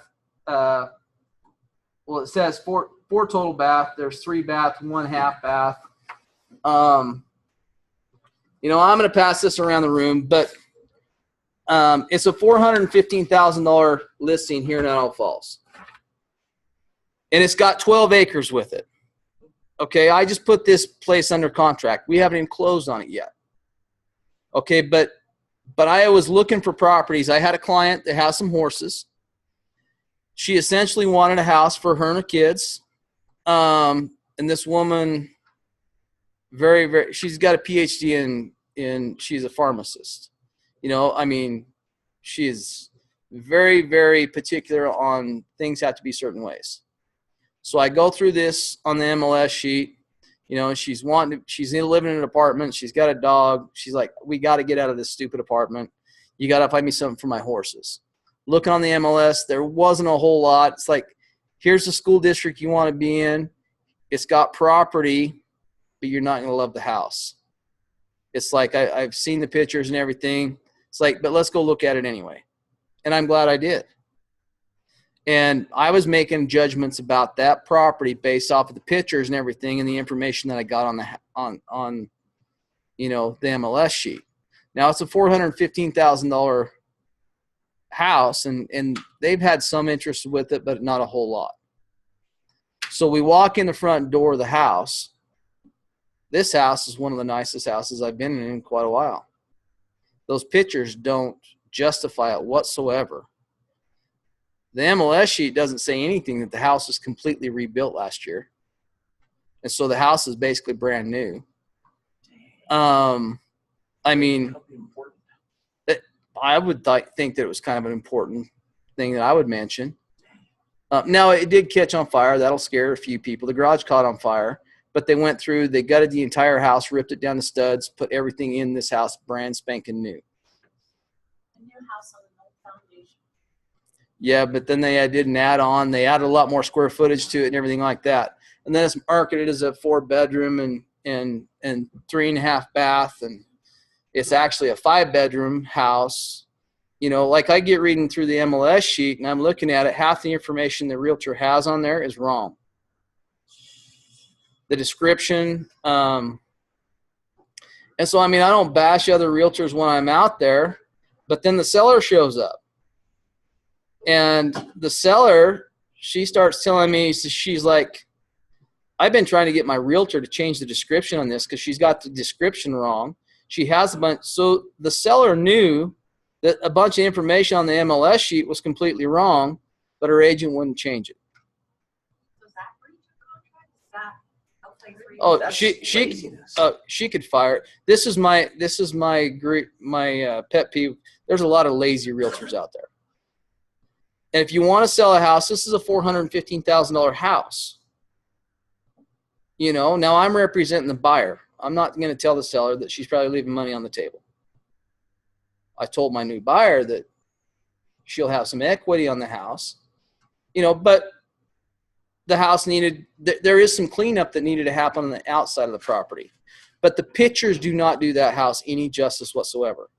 To me, that house would have been sold a lot faster. And you probably could have got a little bit more money out of it if a few things that wouldn't have cost a lot of money was done to that property. So when it comes to, if you take a listing, when it comes to selling your properties, make sure you take really good pictures. Make sure that you get all the info. If it's got 5 bedrooms, put 5 bedrooms. Don't guess on things. And this is one of those things where you need to talk to your sellers and really make sure that you get all the information. And once again, I mean, the average, what's the average price of homes sold here in Idaho Falls? So 203. So this property here is double, and they don't have the right information. That's a pretty good listing for somebody. And she's not doing her responsibility or not representing her seller as well as what she possibly could. Now here's an example on pictures. And all I did, so when I'm searching for properties here, this property, here's one for $259,000, $262,000, $264,000. All I want you to do is I want you to look at the 3. So I don't want you to look at pricing whatsoever. Okay, we're not looking at price. We're looking at this house, we're looking at this house, we're looking at this house. Which one are you going to go to without looking at anything else? I kind of like that one. That's the one I like. Really? You would go that one? But these other 2 are. Which one are you going to go to? Houses. These are probably bigger houses. Look at from the left. These are all active on the Don't MLS. look at the price. Okay. Let me show everybody back here. I'll show you guys too, but I don't know where you are. All right. No, what you What want you to go go look first. at. What you go look at first? That looking pricing. This one. Yeah, Right, yeah. These other ones are, that looks good. Okay, now I'm going to pass these around. I want you to look at all the pictures. And like I said, I hope I'm not trying to throw anybody under the bus here whatsoever. See a difference? And I'm not pointing this out because the middle one's my listing. I'm pointing this out because I found a really good photographer. So when I take a listing, I got a lot of money wrapped up in the camera and I don't even pull it out of the bag. I have a photographer that goes and shoots all my listings. She charged me $100. It's the best $100 you're going to spend because you're going to sell listings. You're going to sell your properties faster. Now, when you're a new realtor, sometimes that $100 can be a lot of money because you got other dues, you got things like that. So I'm going to throw this out there. Take as good of pictures as you can until you can afford that $100 and pay a photographer. The second that you can pay that photographer, put your cameras away. Now, when I go out and I take a listing for the first time, I walk around the house. I take a few pictures with my cell phone. Okay, because the photographer takes her 2 to 3 days to get there. And so my assistant now puts all my stuff up on the MLS. We have a system and everything as far as we fill it out. So right after I take the listing, I build the relationship, and I let my sellers know that my assistant's going to be contacting them to get all their information. So I let them know that somebody from my office will be calling them and make sure that we get all the right information. Before we put this up on the MLS, I send the MLS sheet over to my seller and ask if everything is right, if the description sounds good, is there anything, and I always ask the seller, so what's that one little secret thing that's going to make somebody want to buy your house? What makes yours better than somebody else's? Because as realtors, that's our job. If you take a listing, you're trying to set your listing apart from everybody else's. Because if you're selling something in that $150,000 to $200,000 price range, and there's 10 other houses, how are you going to get them into your house? You know, so it's the pictures, it's the description. It can be the staging. Right up front, pricing. So on our sheet here in our book, so here's the order that everything goes in: pricing, signage, staging, images, and then the buyer's profile. So pricing a house. When you come into a listing, how is it? You just walk into a house and walk around and say, yeah, this looks like a $150,000 house. How is it we set that price? CMAs. So is what I like to do, and this is what I explain to people, because once again, you don't want to insult them. I mean, all their kids have been raised there. This is grandma's house, you know, so it's worth a ton of money. You know, and the problem with houses, I like commercial a little bit better because there's not emotional ties. It's just about the money. It's about making things work. When people are buying houses, this is a big purchase. Buying a home is a total emotional purchase. Okay, so you got to remember, you got to keep that in mind with people, because especially when you're selling grandma's house, it's been passed down from 2 generations. You know, you can't insult them. But when grandma's house is only worth $115,000 and they think it's $350,000, you know, because it's got a lot of sentimental value. You know, so we do our CMAs. So we pull different comps. So here's something that I like to do is, and I think I stole this from Ben Kinney or one of them. Somebody was talking, and I like the idea. So I pull up, when I'm looking to list a house, I'll pull up the CMA. You know, we call up the title company. Title company gives me a property profile, gives me everything I need to see in there, plat maps, stuff like that. If the property has water rights, different things. A lot of you probably don't know about water rights, but if you're selling houses in town, you don't have to worry about it. But you get that property profile. Okay, and then I look at all the other properties in the neighborhood, what they've sold for. So I pull 3 different houses that have already closed. You know, and it's, you always try to get the most recent that you possibly can, but sometimes that'll go back 2 and 3 and 4 years. Well, the market was a little bit different back then. You know, and then I show them everything that's active and on the market, because that's who their competition is. You know, and you have to make sure that they understand this is your direct competition. Okay, but based out of all these 6 listings that I have here on the paper, here on your table, which one is your house most like? You know, and don't look at prices. I want you to look at pictures. I want you to look, is it a 3-bedroom, 4-bath, 2,500 square feet? Was it built in 1935? You know, are you comparing to the one that was built in 2005? You know, so we need to get, you know, because everybody's got Zillow, and Zillow's right every time, correct? I'm just asking. And so, and that's, a lot of these people have already done a lot of their own research. You know, but you've got to have those comparables and let them show you, out of everything on the table, which one of those listings they feel that their house is most like, the most comparable. And then you look at the price. Say, you know, and sometimes they're right on. You know, you've also got to get the feel of your seller. So that they just get transferred? Do they have to be, you know, do they have to have this house sold before they can buy something else? You know, so how aggressive are you going to be? Because if the one that they picked out was on the market for 285 days, more than likely it was overpriced. You know, so pricing is key. And there's some agents here with Keller Williams that I actually love showing Mike Hicks's houses. Mike, to me, is one of the, he's pretty spot on when it comes to pricing. I mean, he'll price them for the market, which your job, your fiduciary duty to your client is to get the most amount of money possible. You know, so everybody wants to get, you know, if you show them, well, you know, your low is 120, the high is 150. Awesome. Let's start at 165. We just had a client that did that. We listed 7 houses for one guy. These are all rental properties.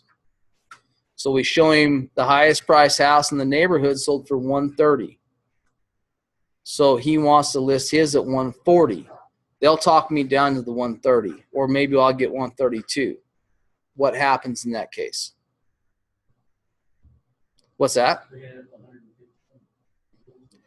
Well, and what happens is when people start too high, so the best odds for you to sell a property, more people are going to look at that house the first week to 2 weeks that it's on the market than any other time.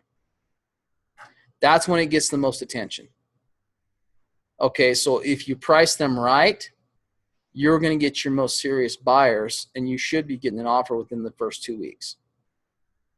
And if not, then either the house needs a little work, it's priced a little bit too high, and I have those discussions with my sellers right up front. At the end of the day, it's their property. They can sell it for whatever they want. But I explain to them, if we price it above what market says it's worth, more than likely your property is going to sit on the market for 150 to 200 days. And lots of times if a property's been on the market for 150 to 200 days, what's the first thing that happens? People are going to say, what's wrong with it? I mean, I do it. Every agent does it. When you got that client that's looking for a property, and it's like, this one's been on the market for 150 days, these guys are going to they're going to want to do something because it's been on the market for a long time. So now I'm going to offer them a lot less than what the market even says it's worth. So you're going to start seeing a lot more lowball offers because your property's been on the market for so long. Now once properties get above $1 million, people expect that. But if we're talking that $100,000 to $200,000 range, they've been on the market for longer than 100 days, 120 days.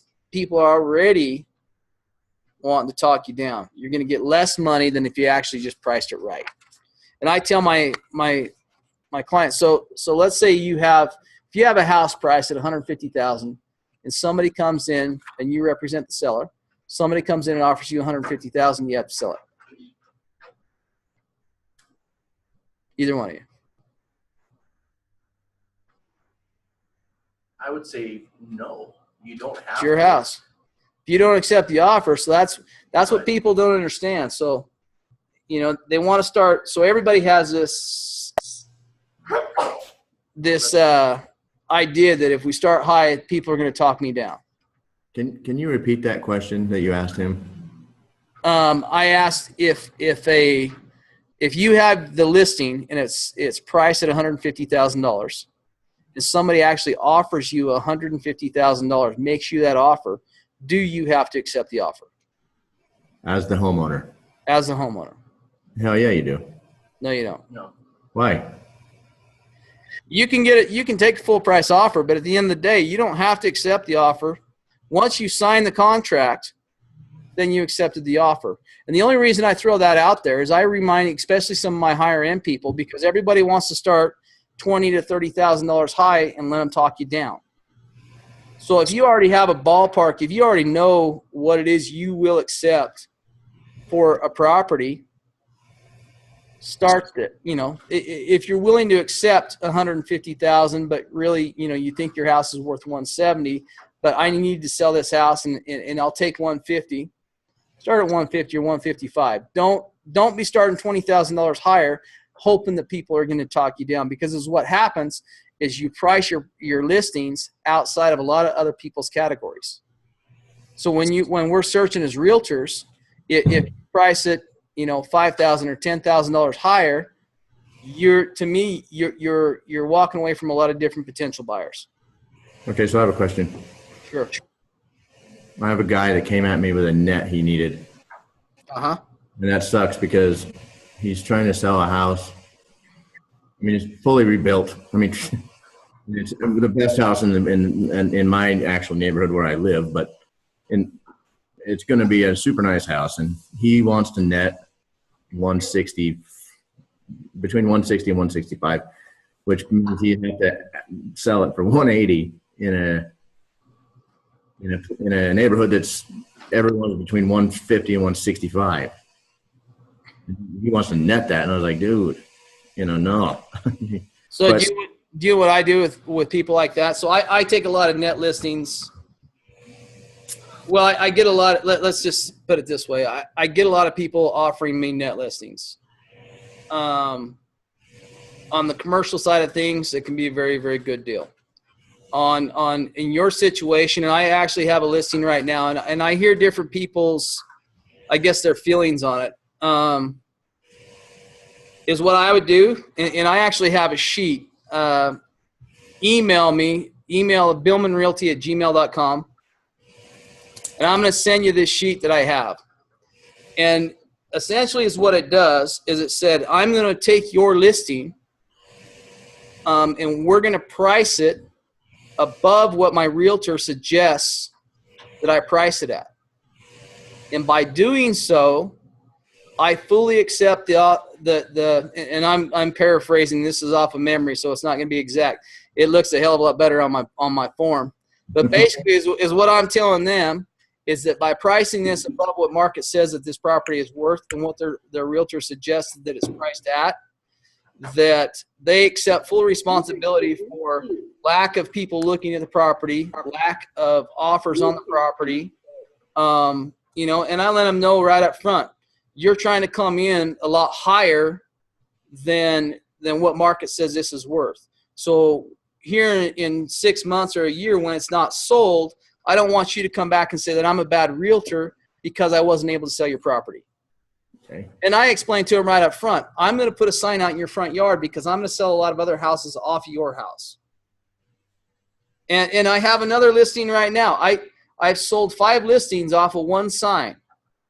Okay, I have 25 acres listed out in Louisville, and it's a licensed gravel pit. Everybody wants 25 acres out in Louisville. The problem is where it's a licensed gravel pit, or it could be a gravel pit, it's $26,000 an acre. So nobody wants to pay that. So they all call me on it. And as soon as somebody calls me on that property, what's the first thing I say? This is a gravel pit. I say, you know, thank you for calling. That is a great property. It's a licensed gravel pit, so it's priced at $26,000 an acre. Is this anything you're interested in? Well, $26,000 an acre, I don't want a gravel pit. You know, no, I just wanted to build a house. Awesome. How many acres do you need? Well, really, I wanted 5 to 10 acres. Great. Do you want water rights with that? Where do you want to be? What vicinity? I've sold 5 listings off of that one sign. And so when you get people calling up off your signs, to me, you know, I've had people say, in your situation here, that's an overpriced listing. I wouldn't take the listing because it's going to be on the market and it makes me look bad. Some agents have that philosophy. I have the philosophy that the more my signs I can get in the ground, it's more marketing, more advertising, marketing me. And I'll show their listing. I'm sure if the guy's completely redone the house, it's a really nice house. So in that case, you can take a lot of really great pictures and actually get some attention and things off of it and do your very, very best to sell that property. But make sure that they know that your seller knows that we're trying to sell this above market value. And is what you'll find is once it's been on the market for a little bit, say, you know, that your net's a little unrealistic, he'll start sliding that net down 2, 3, 4,000. Net listings like that. So I have one under contract right now. So if you double in a deal, you get 6%, right? Yeah. Pretty good payday. So what's the most, when people take listings, your sellers every now and then are going to ask you to take a reduced commission. So what's your stance on reduced commission? I can do it for free, yeah. What's your script? Remember what she said? I'm supposed to protect my money, and I'm also supposed to protect your money. So if I'm not careless with my money, how am I going to protect your money? That's good. I'm not very good at scripts. I just come up with stuff out of the seat of my pants. So I have a listing. The dude's a surgeon in Beverly Hills. It's 80-acre piece up in Ashton. Originally, I mean, at one time he was asking 2.5 million for it. It'd been on the market for 5 years, 3 different agents. So I walk into it.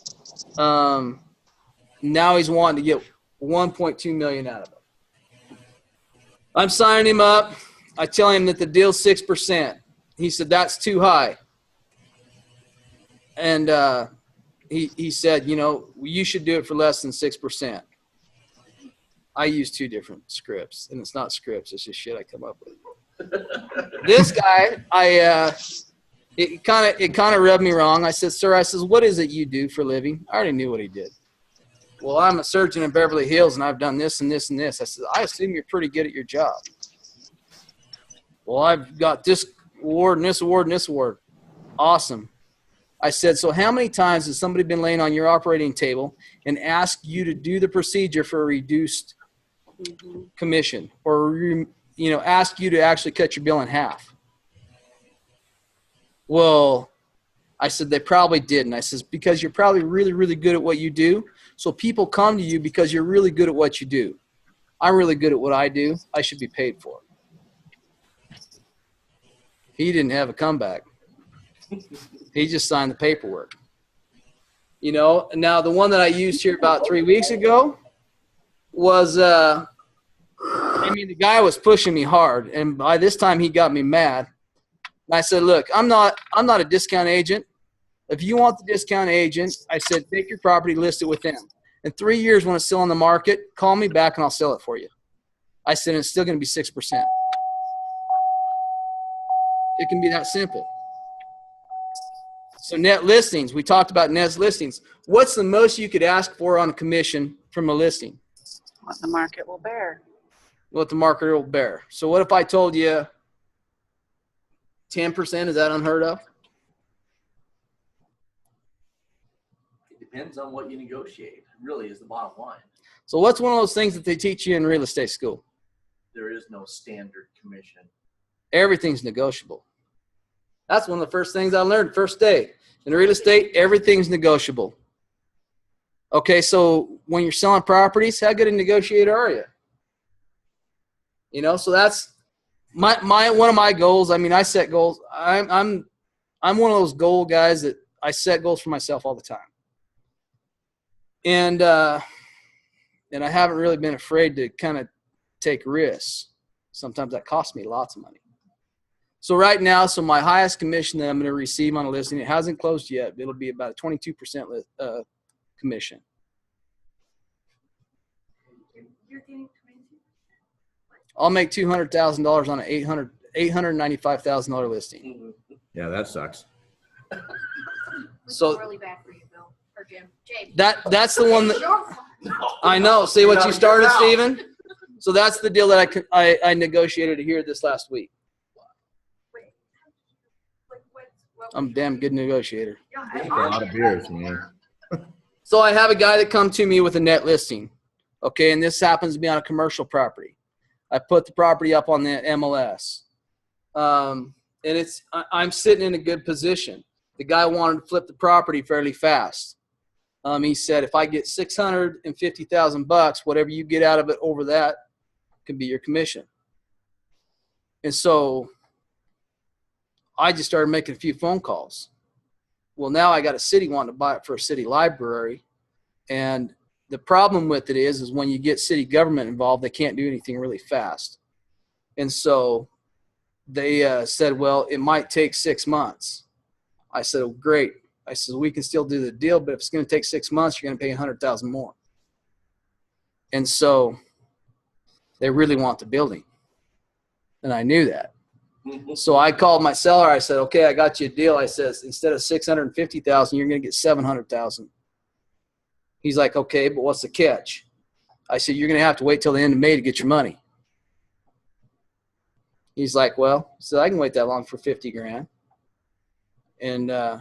And he didn't. The conversation went on for 30 minutes. He says, what are you getting out of the building? And I said, well, it's going to go under contract for $895,000. You know, so it'll be $195,000 commission. You know, so I think it works up to 21, 22%. You can negotiate on the deal. But once again, it's going after those. If you sellers will offer different things, you have to go after the buyers. I mean, that deal's sitting there. Go after it. You know, so now we're talking about selling your listing. So when you're a buyer's agent, correct? And this goes back to building relationships. I got really good at this. I caught on to this early on in my career, which was a year ago. So this old lady comes to me, and this goes back to fiduciary duties. I say old lady. I work for her. She's 76, so she's older. Her husband's 83. I've known them for a long time. They used to be big-time spud farmers. Okay, so now these people, she brings a listen. She has a cabin up in Island Park. It's on a private lake. Okay, it's 150 acres or 110 acres, something like that. And she comes to me. She says, James, she says, I just hate my neighbors, which her neighbors was their brothers. I want to sell our property. The property's getting too hard for us to go up to. We want something closer to town. You know, her husband lost a leg, and I mean, it's just they're just getting older. It's harder for them to get in there. And she comes to me and says, I have this listing. She says, if I could just get $750,000 out of it, she said, we'd be able to find something else that we could get. And I'm thinking to myself automatically, your listing's worth a lot more than $750,000. But I didn't tell her that because I didn't know that for sure.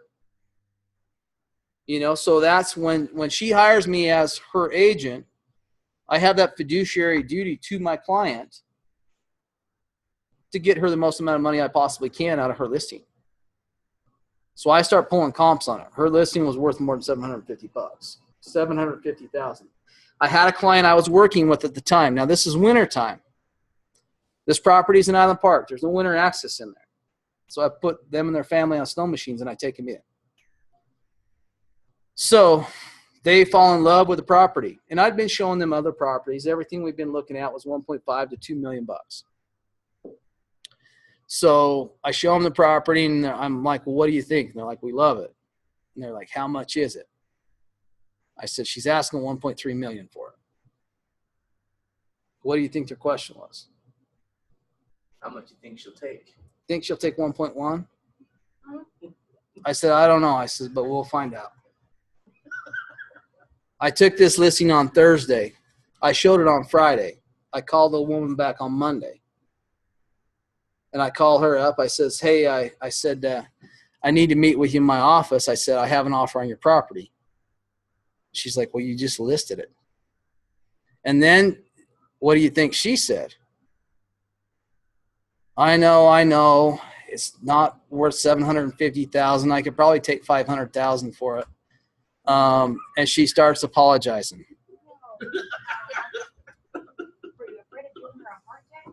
And so she walks into my office and I ask her, I says, do you think you'd be able to accept 1.1 million? Did you have paramedics waiting in the wings? So instantly she starts crying. But so what did that do for them? I mean, if I would have sold it, both sides got a very good deal. The property was a great deal for the buyer, great deal for the seller. And honestly, I mean, the buyer ended up buying that property, and I negotiated the deal for 3 other properties that all adjoin. So now he owns the entire ranch. He owns the entire lake. It's an 80-acre lake. You start building relationships. People trust you. You do the right thing. You do ethical deals. You don't screw anybody over. But is what happened with that. So that one sell right there. So I took the listing.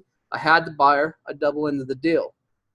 The lady wanted to find another cabin. So this other listing from this Beverly Hills surgeon happened to have a nice $500,000 cabin over this river. She bought that listing. I double into the deal. But I still represent both sides and make sure that everything is ethical on both sides. And the only reason I'm telling you this story is because now I sold this lady's listing. I brought in the buyer, sold her another property, negotiated the deal on 3 more deals, because that one lady come in and talked to me, it turned into 7 deals. And it comes back to when you take a listing, when you have buyers, talk to them. You know, I just started talking to these people, and it turns out the one guy wanted to own the whole lake, and this other lady wanted to have this cabin, and she has a neighbor that wanted to have a property next to her. And you start talking to people, you build the confidence with your buyers, with your sellers, and you can turn one deal into 3 and 4. I do it all the time. When I take a seller, when I take a buyer, the first thing I tell them is that I expect to get 3 deals from you. And I tell them this right up front. Savannah's heard this before. And, you know, I tell them, I says, I expect to get 3 deals from you. They're looking at me like, you're crazy. The only way I'm going to get 3 deals from a buyer or from a seller is if I do a really, really good job. I stay in communication with them throughout the entire process. They're extremely happy. We perform a completely ethical deal. And then they want to tell all their aunts, uncles, cousins, and neighbors about their realtor that did a good job. That's how you get 3 deals. It might not be right away, but it might be a year or so down the road. Sorry, I just wanted to share something. So you went on that listing appointment with me. Mm-hmm. That house is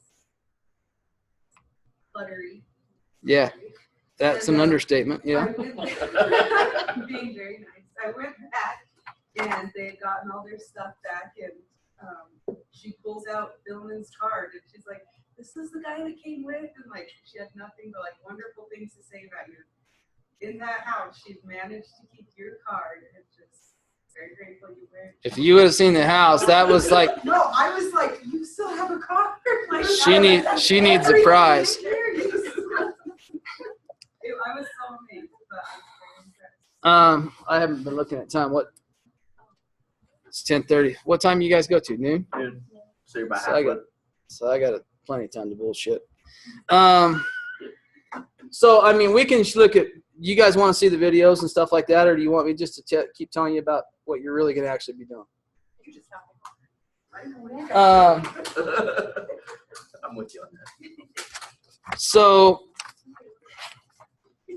I took, and this is stuff that I just pulled up last night really fast. And I think you already got the gist on the pictures. This is just more crappy pictures. And these are all active houses. I sold another listing in Idaho Falls. So here's the scenario. I got this guy. He was looking for a bunch of ground. He wanted like 50 acres. And so I was looking through things in Idaho Falls, and I find this listing. It's over on the west side at 67 acres. Has an old house on it. So the first picture on the MLS is this old house.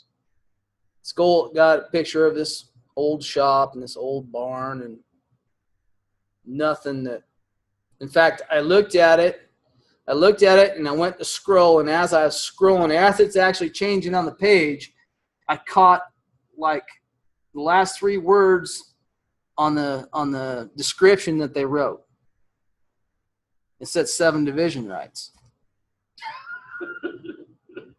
And I'm like, you know, and like I said, it was the very last thing on her description. So, and they want $742,000 for it. So you think this old house is very important, or this old barn, you know, you got almost 70 acres on the west side of town with 7 division rights. I would lead with that. You know, and that's when you take a listing, figure out what the value is. Because lots of times it's not in the crappy house that's on it. I'm going to show you a listing right now, and this is a prime example. This is one of my listings. So when I take a listing, I have got a very good assistant because I am not organized at all. I say that I'm more organized than what people give me credit for. I'm not paper organized. I run 3 different companies. I run 3 different businesses, and I can keep things going different directions all day long and keep it flowing. When it comes to paperwork and it comes to this type of stuff, I suck. Because to me, when I have to sit down and do this, I got 30 other things in the back of my brain, and I don't do it. So I got a really good assistant. I took this little class that I don't remember what they call it here with Keller Williams. Costs you $500 on hiring people. And it's really good. And it's extremely painful because I've hired At one time, I had 278 employees. So I've hired a lot of people in my career. You know, and I thought I was pretty decent at it. I thought I was pretty good at reading people. And then I'd hire people, and they'd be with me for 6 months, and then good people, but I come back every day, and she's crying. I'm like, I didn't think I insulted her. You know, I told you look pretty today. You know, what is it? You know, but I had her overwhelmed. Her personality didn't match mine, and she's trying to do a super, super good job. You know, and I thought, I'm only giving you 10 deals. You know, I haven't even told you about the other 12 yet. But she was overwhelmed. It just, our personalities didn't match. So I learned with Keller Williams another great thing on how to hire somebody. So now I got this great assistant. Now I went into 5 minutes about that. This is a prime example. When I take a listing, this is what I do. I build a buyer's packet for every single listing. My assistant builds a buyer's packet for every single listing. She does a phenomenal job. So it's what we try to put in here is anything that a buyer is going to ask. This property right here is a prime example of the buildings that's on this property. This isn't where the value's at. This is a really cool property over in Chalice, Idaho. It's 33 acres right in the middle of this valley. This is the only private property within 5 miles. There's Forest Service all the way around it. Okay, and so it's got these old homesteads on it. Up until 3 years ago, there was actually a woman that lived in this old house. There's no power. There's no running water. She lived there for 15 years, you know, and then she'd come out in the wintertime. But this is a cool property. It's $425,000. Honestly, if you looked at it's cool, but the value isn't in the buildings. The value's in the ground. The value's in the location of it. So when you're marketing a property, you got to know what the value is of the property if you expect to sell it. I'll pass that around. I'll pass. So these are buyer's packets that I do. We just finally bought us a little fancy binder, so because I got tired of these stupid things falling off. So I just grabbed a few of these. So if you walk into my office, I got a coffee table out. All my listings, all my buyer's packets are sitting on a coffee table. If anybody walks in, they can pick up any of them. They can scroll through any of them. Or if I'm running out to a showing appointment, I grab these and I hand them to any of my really like a potential buyer.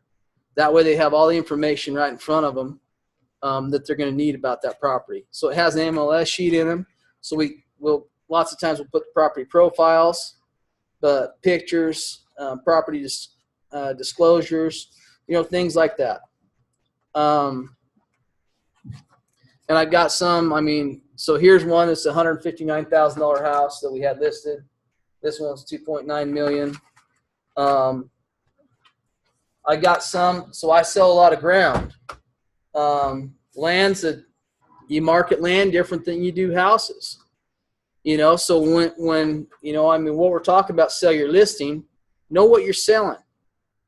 Know who you're selling it to, because you market a little bit different.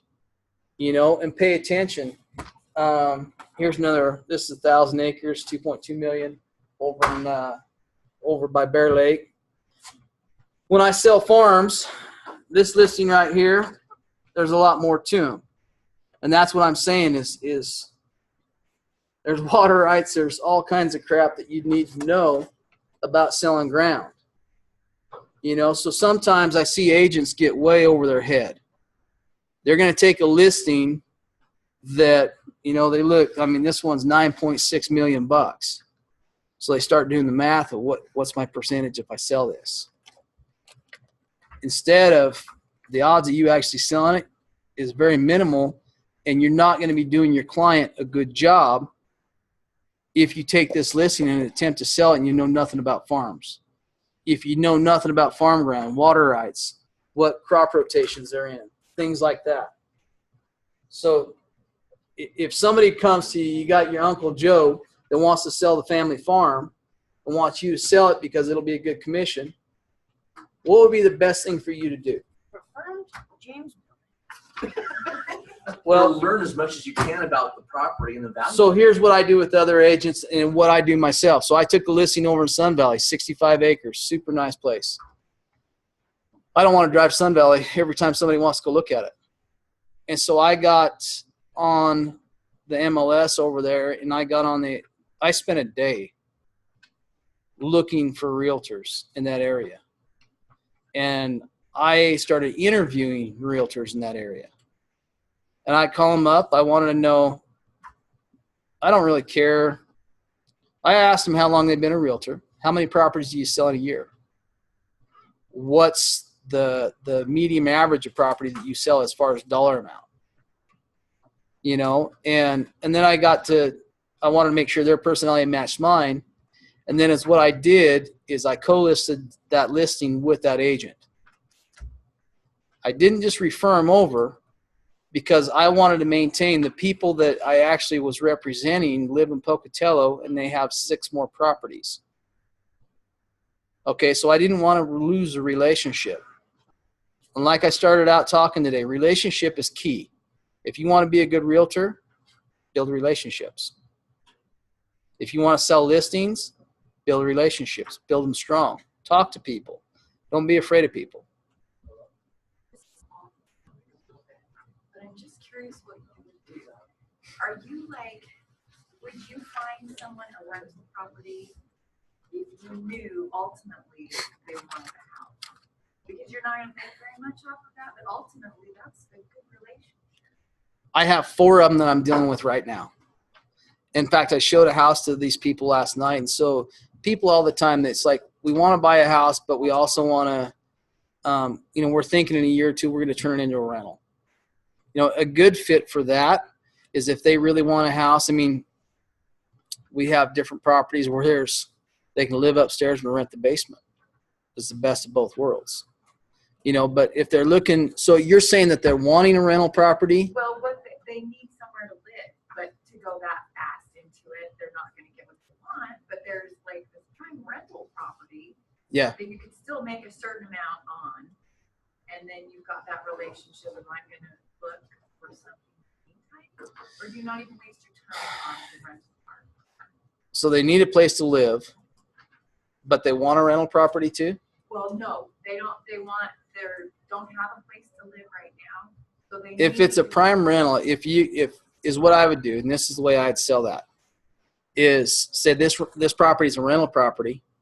You need a place to live. You know, if it's all been redone or whatever, it's in a good neighborhood, it's a good house. Let's go look at it. You guys can live here, and then get things organized and stuff like that. And in 4 or 5 months, this might be a great place you could start renting it out, take that income, and then get into a little bit better house. I work with lots of those. The kids that I was working with last night, this is their first house, but he's already thinking about it as a rental property. In fact, so if it's not for sale, though, it's only for rent? Everything's for sale. Okay. If it's just for rent, if the people don't want to sell it, I wouldn't rent it to them. If that's what the question is, I guess I misunderstood. I thought it was a rental property that was for sale. I wouldn't show it to It's a them. person that's looking for a place to live, but they just want to rent something for a while. So do you deal with finding them a place to rent to build a relationship? Does that make sense? I'd find them a house first. And then are they looking to build a house? Because that's another deal. I mean, you can go out. So I refer a bunch of different builders, but the only builders I will refer are ones that I've already gone through their houses. I've built 4 of my own houses. I could go get a contractor's license, but I don't need another job. And so I walk through houses, make sure that I like the builder. There's certain builders in Idaho Falls that I won't deal with. And then I go to the builder and say, okay, if I bring you a customer, are you willing to pay me 3% commission? If not, I'm not going to bring one to you. I'll sell them an existing house. And so I had that relationship built with a couple different builders. I go out and find a good quality builder in that $200,000 price range, 200 to 250. And then I have some of that 400 to up to awards of $1 million because I have a lot of clients in that category as well. And so I make sure that if I represent or if I refer you to somebody, it's because it's somebody that I would personally use. If other than that, I won't refer people. But once again, I talk to enough people that when I start referring you, I have some sheetrockers. they called me and asked me to stop handing out the phone number. I got them about $600,000 worth of work in one summer. And they're like, they call me James, don't give us our number no more. Just give us like 6 months. And says, we got to catch up.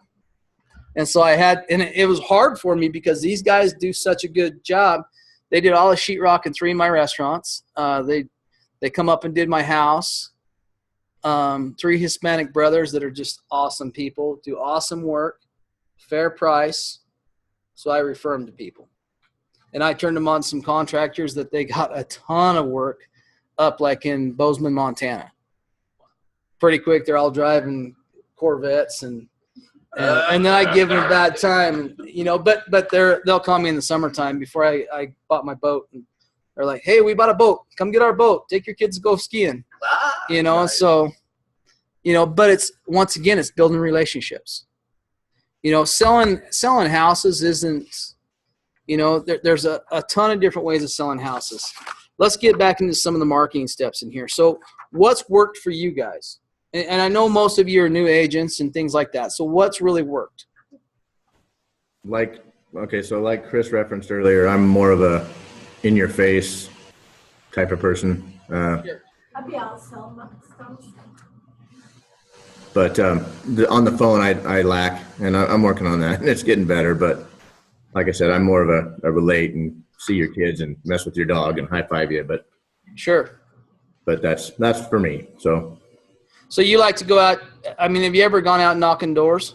That's what I'm doing right now. I've done it for the past 2 weeks, and it's grown my database by like 60, and it's good. And I've got 2 houses that I'm trying to. Well, today I'm going to chat about listing them both in the Indian Hills area out here, and they'll sell quick, and so it's good. Are you down in Pocatello? Yeah. Okay. The net listing that I took, it's in Pocatello. And so I actually, it's just, going out and knocking doors, talking to people. So, I have the Billman group, but right now the Billman group really consists of Billman and Billman. And so I've got my daughter that works in there on my team. My biggest thing, and I've had other people wanting to join my team. I want to make sure that if you come to our group, that we have enough that I can, if I'm going to take a chunk of your commission, I want to make sure that I'm giving you enough value added for you to want to give me that commission and not feel bad about it. My daughter's a new agent. She's been an agent for less than a year. So she'll come to me and she's had 3 closings so far. And she's got a couple more that's ready to go under contract, but she'll come to me and tell me she has nobody to work with. And so, I'm that caring dad and things. So I tell her to get her butt to Home Depot. If you go to Home Depot, if you go to Lowe's, I love that store because everybody there's either working on a project, they're building a house, they're trying to fix up their house. You can start up so many conversations in a Home Depot store that it's crazy, and it's all home related. That one to me is an easy one. There's open houses. How many here has had success with open houses? Me. And I think open houses are great. I've done 2, and we got a few people to come, but I got 2 listings out of them. I think they probably do work. I had 1 open house that we didn't get a whole lot of people to, and that was, I guess, I haven't been a realtor that long, so I thought you do an open house, everybody's going to flood in. You're going to see all these people and talk to all these people, and yeah, that doesn't happen. So a lot of it is expectations. People don't know what to expect. And so the first open house that I did, I had nobody show up. Nobody. And I thought, well, this sucks. Why would I ever do another open house? How am I going to get this house sold? So then I come and I listen to a couple other people that are a lot smarter than me, got up and talked. And they told me, if you're going to go do a successful open house, take at least 100 flyers around the neighborhood. And, and then I also own a catering company, so I happen to throw free food in there, and that tends to help. And so we'll set a grill up out there, and we'll cook burgers and hot dogs and feed people as they come in. But the 100 flyers around the neighborhood, that was key. the open house that we got 2 listings out of, the only reason the people showed up was because somebody actually took the time to knock on their door and talk to them. And then they wanted to find out what their house is worth. And so it led into listing their house as well. And then that particular house we sold in about a week and a half. So can I share something, interrupt you? Yeah. So yesterday I was, walking around. I made up a market analysis for the neighborhood is what I did. Mm-hmm. And, and the range is kind of random because of my street's a nightmare. But just because one house sold for 188 and the 3 houses down was 127. But Yeah. they were complete opposite of the scope of datedness. One was completely updated. But anyway, so I knocked on a door yesterday and it took forever for the guy to knock on the door, to come to the door. And by the time he got there, he looked just like me. I mean, dressed just the same. And he gets to the door and I hand him this thing and I'm going through my spiel and he goes, "Oh yeah, I'm a realtor for ERA." I says, "Oh, not working today?" And he says, "Well, yeah." I'm like, "Oh, okay. Well, here's your thing anyway." And this is what I came up with. And he goes, "Well, how's the door knocking doing?" I have never done that before. So I said, "Oh no, works good. I'm standing here in front of you right now and you're interested. And so is all your neighbors." And he says, "Well, where have you had your best luck?" Well, you better believe I shoved him across town. "Oh yeah, Highland area. Oh yeah." And so that's pretty bad. Whatever, but No, that's cool. I like sneaking up on people too. They always thought I was just the dumb cowboy. So, yeah, I show up to some meetings, and it's funny because all the title companies, they don't recognize me if I don't show up in a cowboy hat. I can be there for 10 minutes, and they're like, "Oh, James, when did you show up?" It's like 10 minutes ago. It's like I just left the hat in the truck.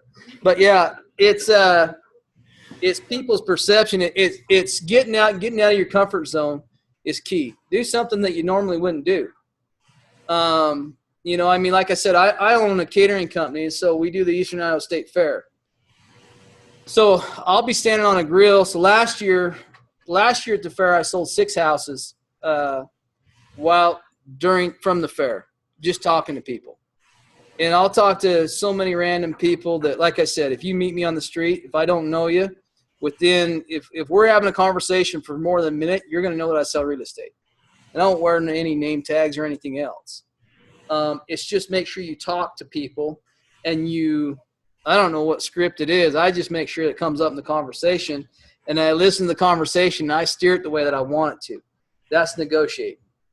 If you guys, I want you to become really good negotiators. And if you do, you'll be able to sell lots of listings. You'll be able to represent buyers, but negotiate the best deal for your clients. If you always keep your clients their best interest in mind, commissions work themselves out. I don't ever focus on a commission on any deal that I do. It's not about the money. It's about doing the best deal for my client, whether it's a buyer or a seller. And you can tell right off the bat, and your sellers, it's back to that relationship. When the commission is key in selling a property or, working with a buyer, when you focus on the commission, your people feel that. They're not going to trust you. You're going to get that feeling of you're a shady realtor. And there's a chance you could do unethical deals because it's not about them. It's not about their needs. It's about your commission. I probably walk away from more money on a yearly basis. That it's little things that you could do to make a little bit more money here, a little bit more money there. It's a small town. You start screwing people over at all. So just make sure you keep everything ethical. I like what you did, though, with that other realtor. I mean, I do a lot of the same type of things sometimes. I like to screw with people just for fun, but not in a bad way. And that's just it. The guy's never got out and knocked on doors.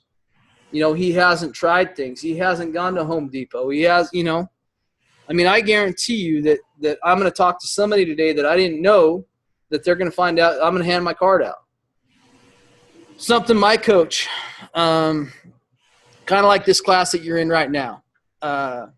They told me I needed to get a coach. And so I got a coach. I pay him a lot of money every single month. So I'm in MAPS coaching. My coach gets me out of my comfort zone.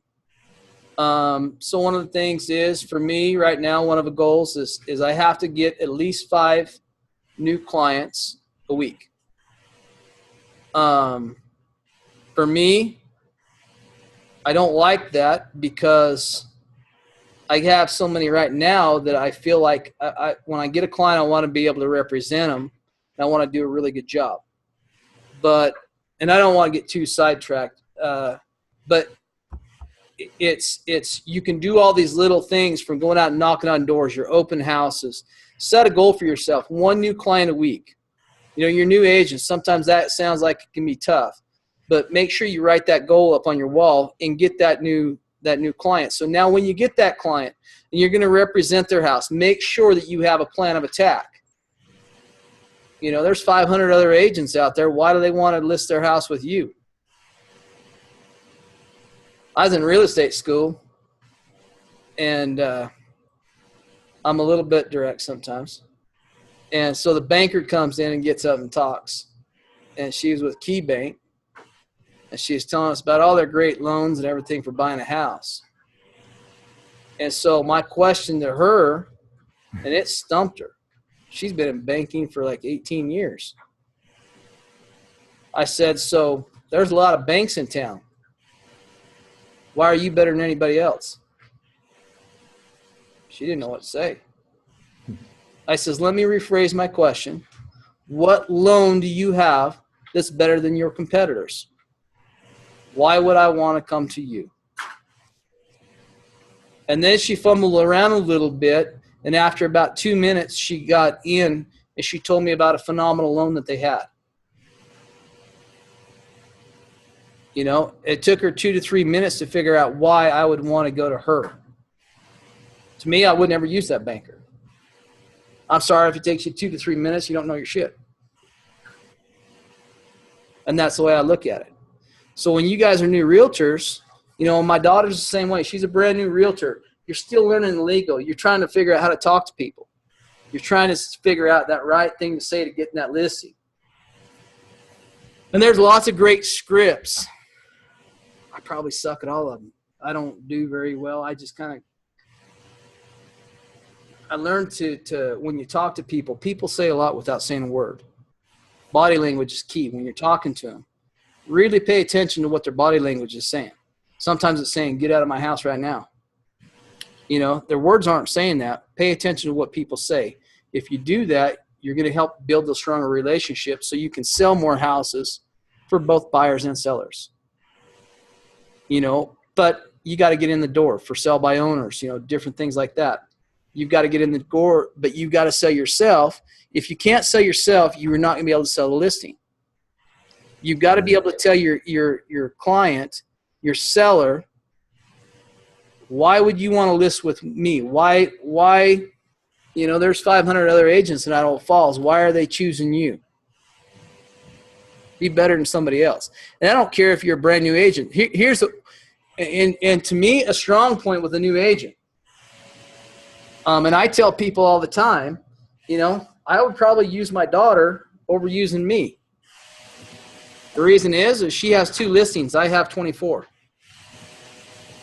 She is going to work her butt off to get your house sold. So when people come at you, well, you're a brand new agent. Exactly. That means I'm starving. I haven't had a paycheck in a while, and you're the first or second listing I'm going to have. How much attention do you think I'm going to give your listing? No, well, you're probably right.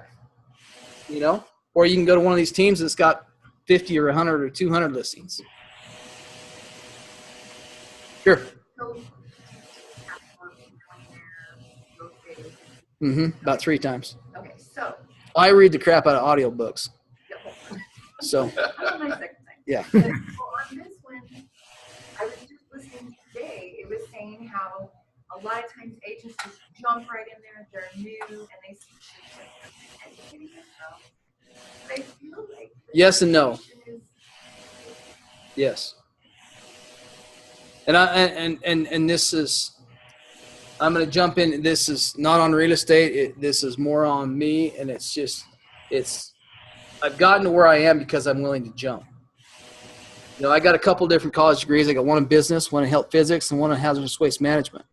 I was working on a NASA space battery team, and I seen an episode of Tool Time. A few of you know what Tool Time is, right? Heidi comes walking out. She's got her tool belt on, a hard hat, wearing these boots, looking really good. She's packing a tray of food. Okay, so from that scene, I thought, and I had this little catering company where we sold hamburgers and hot dogs at rodeos and fairs across the country. Not even the same thing. But I seen that, and I thought that would sell. Okay, so from that, I did what any rational person would do. I quit my job, cashed out my retirement, negotiated a deal on a restaurant, and I opened my own restaurant called Hard Hat Steakhouse and Grill. And we dreamt up this whole concept of a construction-themed restaurant. I don't ever suggest doing that unless you've actually worked in a restaurant. And so and the only reason I tell you that story is because it was trial by fire. I mean, opening day, nobody told me you're supposed to number the table so you knew where the food went. You know, and the POS system didn't we didn't have all the servers' names in there, so you get a ticket back there with all this food, and we don't have any tables, no names. So yeah, it was a little bit of a mess. So it was chaos. Okay, and within a year and a half to 2 years of jumping in, basically boots on the ground, we built it up to $3.5 million in sales, 5 restaurants, 300 employees, and lots of mistakes. I made a ton of mistakes. It cost me a lot of money. But I learned, and I learned very quickly. So you're not, and I had somebody that works for me. If you come and you want to be on my team, my deal is you got to bring 6 deals in 90 days or get off my team. And I will help you. I'll probably actually give you a couple of those deals. And when I say 6 deals in 90 days, it's you take either 6 listings, you have 6 clients that you're working with, 6 potential deals in 90 days. That's all I ask for. If you can't do that, you're not serious. You're not serious? Good luck to you, but I don't want you on my team. I took Bold. The 1 week of Bold, it took 14 listings. Because they told me I had to start calling people. I'm like, I got to stop calling people because I got to catch up on the damn paperwork. And so, but that's the way it is. If you call people and you talk to them, whether it's phone calls, knocking doors, whatever, you're not going to know everything right up front. Don't be afraid to go out and talk to people and go do these things. To me, I get too many people. It's like, well, I'm not going to talk to them because I don't understand the whole concept yet. You're not going to understand the concept. The first property I sold, I had no idea how to write a contract. And to me, my broker really didn't know how to write it either. And so it was a little bit scary. So we fumbled through it, I wrote a for sale by owner that we're just closing on now. I wrote it 3 years ago. I went back and looked at my contract, and I'm thinking, oh, Mike Johnson would have kicked my butt on this and this and this and this, because I had so many mistakes on that thing. And now I know that. Back then I didn't. You're going to make mistakes. The great part about Keller Williams is you got a ton of people here to help you. Savannah called me to go out on a showing appointment with her. I'll go on a show. If you want to go on a showing appointment, call me up, schedule it. I'll go out on a showing appointment with you. And it'll be your appointment. I tried not to take it over too much. I wanted Savannah to still do some talking, but I did take it over enough to where she could see how I would do it. And then I made sure that they knew that Savannah's their agent and I'm just there to help her. And so that's key. And sometimes I get so busy that I don't have a lot of time, but when people got questions, I'll help them. Okay, so does anybody, I don't want to sometimes I get a little bit off track, but leveraging the internet. How many people in here has had experience with internet? Savannah. Yeah, my Facebook page had like 2 people message me like my business Facebook page. Mm-hmm. One person through my Instagram, they were actually interested in being a real estate agent, so they've actually met with Jess since. Anybody else? As an ISA, I was working a lot of Zillow and Trulia leads. Mm-hmm. And yeah. Well, to me, so when I first got into real estate, Facebook is huge. Whoever knew a dumb cowboy could do Facebook? But I owned restaurants, I owned production companies, so I started, if you look like you drank or wanted to have fun, I'd friend you. So now I got 5,000 friends. I use Facebook for business. You know, so now I've got 4 different Facebook pages.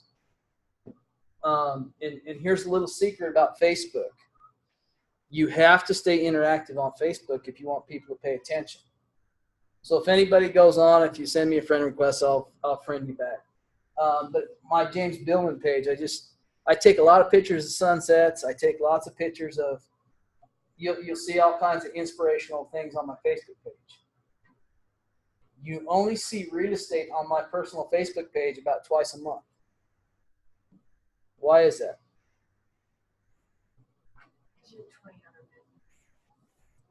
Yes and no. So there's other agents in here. You'll build a real estate Facebook page. And so I had Circle Picks. Circle Picks, I signed up for that because it was free or something. Actually, no, they charged me. But they started dumping crap on my Facebook page like 2 and 3 times a day. And it took me a while to figure out. I couldn't find their phone number to get it shut off.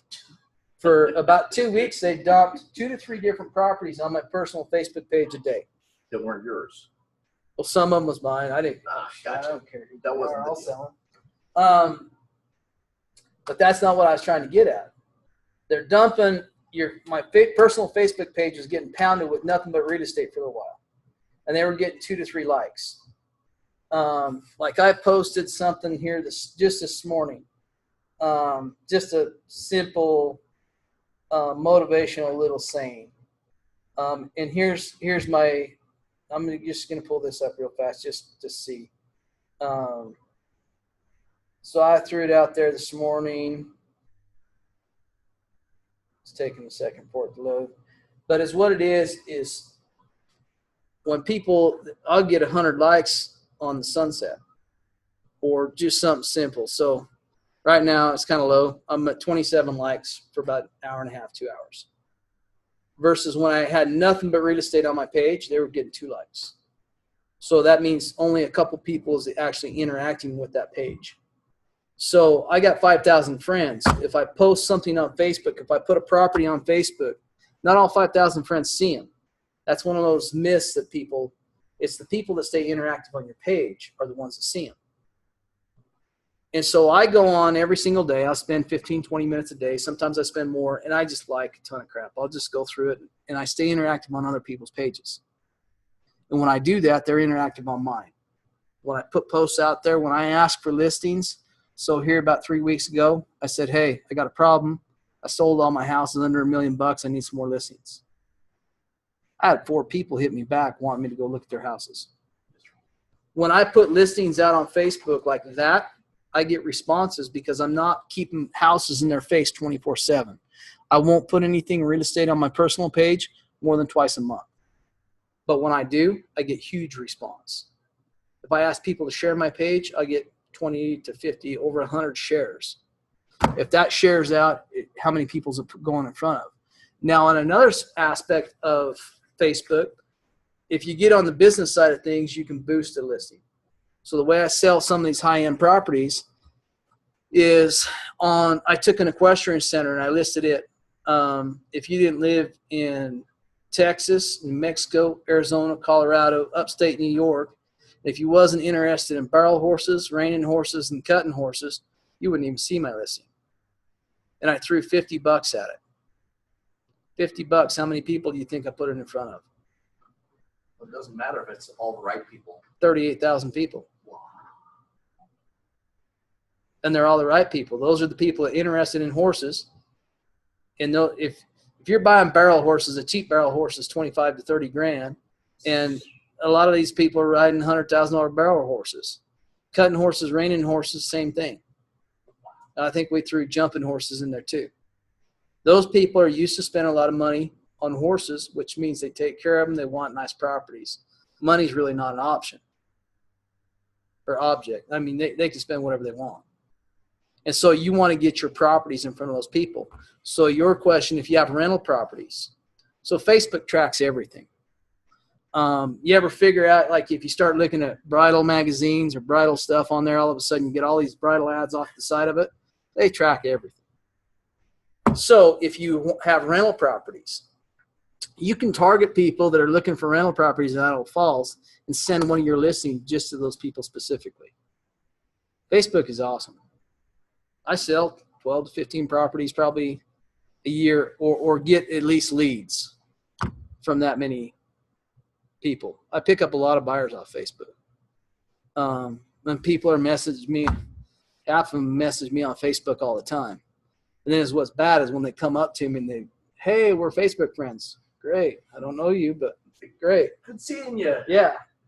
But that's just it. Talk to everybody. Facebook and internet can be huge. What's another great social media way to sell houses? Anybody? Anybody? I was listening to Gary Keller. There was one group that did a lot for, was it on their reviews, and they said they got on Yelp. Yelp is going to be good in some of those in your bigger cities. The hair really hasn't caught on around here. I tried that with restaurants. So I market properties the same as I market restaurants. I spend a lot of money marketing those, and so I've seen some of what works and some of what doesn't. Craigslist. So my assistant, I mean, we're on Craigslist clear across the country. She just told me I got booted off Craigslist on one of my listings there because we, on that $2.9 million property, there's 15 individual ponds. It'd be a primo like duck hunting place. So we put, duck hunters wanted and things like that. So I'm going, there's some very high-end duck hunting properties. And so apparently we got prejudice, and so they booted us off for that one listing. But we put probably 150 Craigslist ads out a week, clear across the country. A lot of my buyers that come into town, they're not from around here. They're California, Colorado. Here's another print ad. Here's a magazine that in the back of these magazines, you'll see one of my ads. This is for more your high-end stuff, when you guys get there. There's 3 of the properties I have listed. So this is what's cool about Domain. So Domain kind of works really good with Keller Williams. In fact, it might even be Keller Williams' book. I'm not sure. But they'll actually send these out to my clients. I've received a few phone calls from this magazine because it goes nationwide. Haven't received a ton of feedback, but you know what this magazine does for me more than anything? And it's fairly expensive. I mean, it's $600 every time it comes out. I got a full page ad in it. The next Domain coming out, I took that $2.9 million property. I really want to get that one sold, so it'll be a full page in there. So what this magazine does for me more than anything else is it builds a relationship. My seller really likes to see his property in it. It's a $2.9 million property. He has 6 other properties that I actually want to list for him. I have 2 properties listed for him. I want to keep him happy. If it costs me $600 to put his in a magazine and say, hey, this went nationwide, I am getting it out. I'm doing my duty to him. I'm getting his high-end property out in front of high-end buyers. Let's put my picture in front of these buyers as well. So it's more branding and stuff like that, but it's building a tight relationship. I got Sotheby's and Jackson knocking down his door trying to get in the door, but he's kept them out because of the relationship I've built. So. Like planting your sign in the guy's yard, yeah, and it being visible everywhere in the country. Nationwide. So here's a little thing. How many of you heard of Family Reunion, Keller Williams? So I'd never heard of it. I went to it this last time because Jessica told me to. I do a lot of things just because Jessica says get out your checkbook and write a check. And I trust in her, and so I do it. And so we went to Family Reunion, me and my daughter. Great experience. When I got over there, I'm walking around looking at all the booths. I found out Keller Williams has farm and ranch. So they have a farm and ranch division. And then I also found out they have a luxury home division. I had no idea. So I joined Keller Williams Farm and Ranch and Keller Williams Luxury Home. And I think I might be the only one for all of Keller Williams, which is cool. And I'm happy that nobody else wants to join it. Why is that? cornered your own market. You know how many referrals I got this year from luxury agents and from Farm and Ranch? That little 1,000-acre ranch right there from over in Bear Lake came from a Farm and Ranch agent in California. I took 2 other listings from luxury home agents, and one from San Francisco and one from Arizona. You know, so I pay $1,200. I don't even know what I pay, $1,000, $1,200 a year to be a luxury home agent and to be a farm and ranch agent, and I get lots of referrals. You know, and then not only that, so now it gives me a network of where to sell my property. So when I take luxury homes. Now, part of luxury home, you have to sell at least 2 properties over $500,000 in a year. So you have to qualify to be in that little group. Farm and Ranch, they'll take you and they'll teach you about water rights, and they'll teach you different things. And I mean, you've got to know how to sell a farm. You've got to be able to represent your customer. But now when I take farms, I can send it to all the other Keller Williams Farm and Ranch agents nationwide. Okay, so when I take listings, I don't just put them on the Snake River MLS and hope for the best. There's a reason that I double end. I don't even know what the percentage is right now, but it's quite a bit. Like I said, if you're going to do the work, you might as well get paid double the money. Just makes sense. You know, but that means you're going to go out and you're going to find those buyers and you're going to market that property and do it the best of your ability. Think outside the box. You know, different ways of marketing. Here's one little trick that I do, and I love it because Zillow screws it up every single time. So I just took a listing. It had been on the market for 2 years. It was up in Rigby. It's on the dry bed. Super nice house. Another agent, that's not a Keller Williams agent, had it listed had it listed for a year. He showed it twice in a year. So now this customer, the seller, lives in California. Super nice people, a little bit strange, but super nice. And they have an alarm system on the house. Now, one thing you're going to learn about alarm systems on a house is the seller knows when you open the door and when you close the door. Okay, so you don't tell your seller that you've showed the house if you haven't showed the house, because he knows exactly what time you open the door. So I asked him, I says, can I take this and can I market it a couple different ways? So he has this house. It has 5 acres with it. And he owns another 5-acre piece that sits directly behind the house. He wanted to sell everything all together. Or he says, or I'll sell the lot separate. I says, great.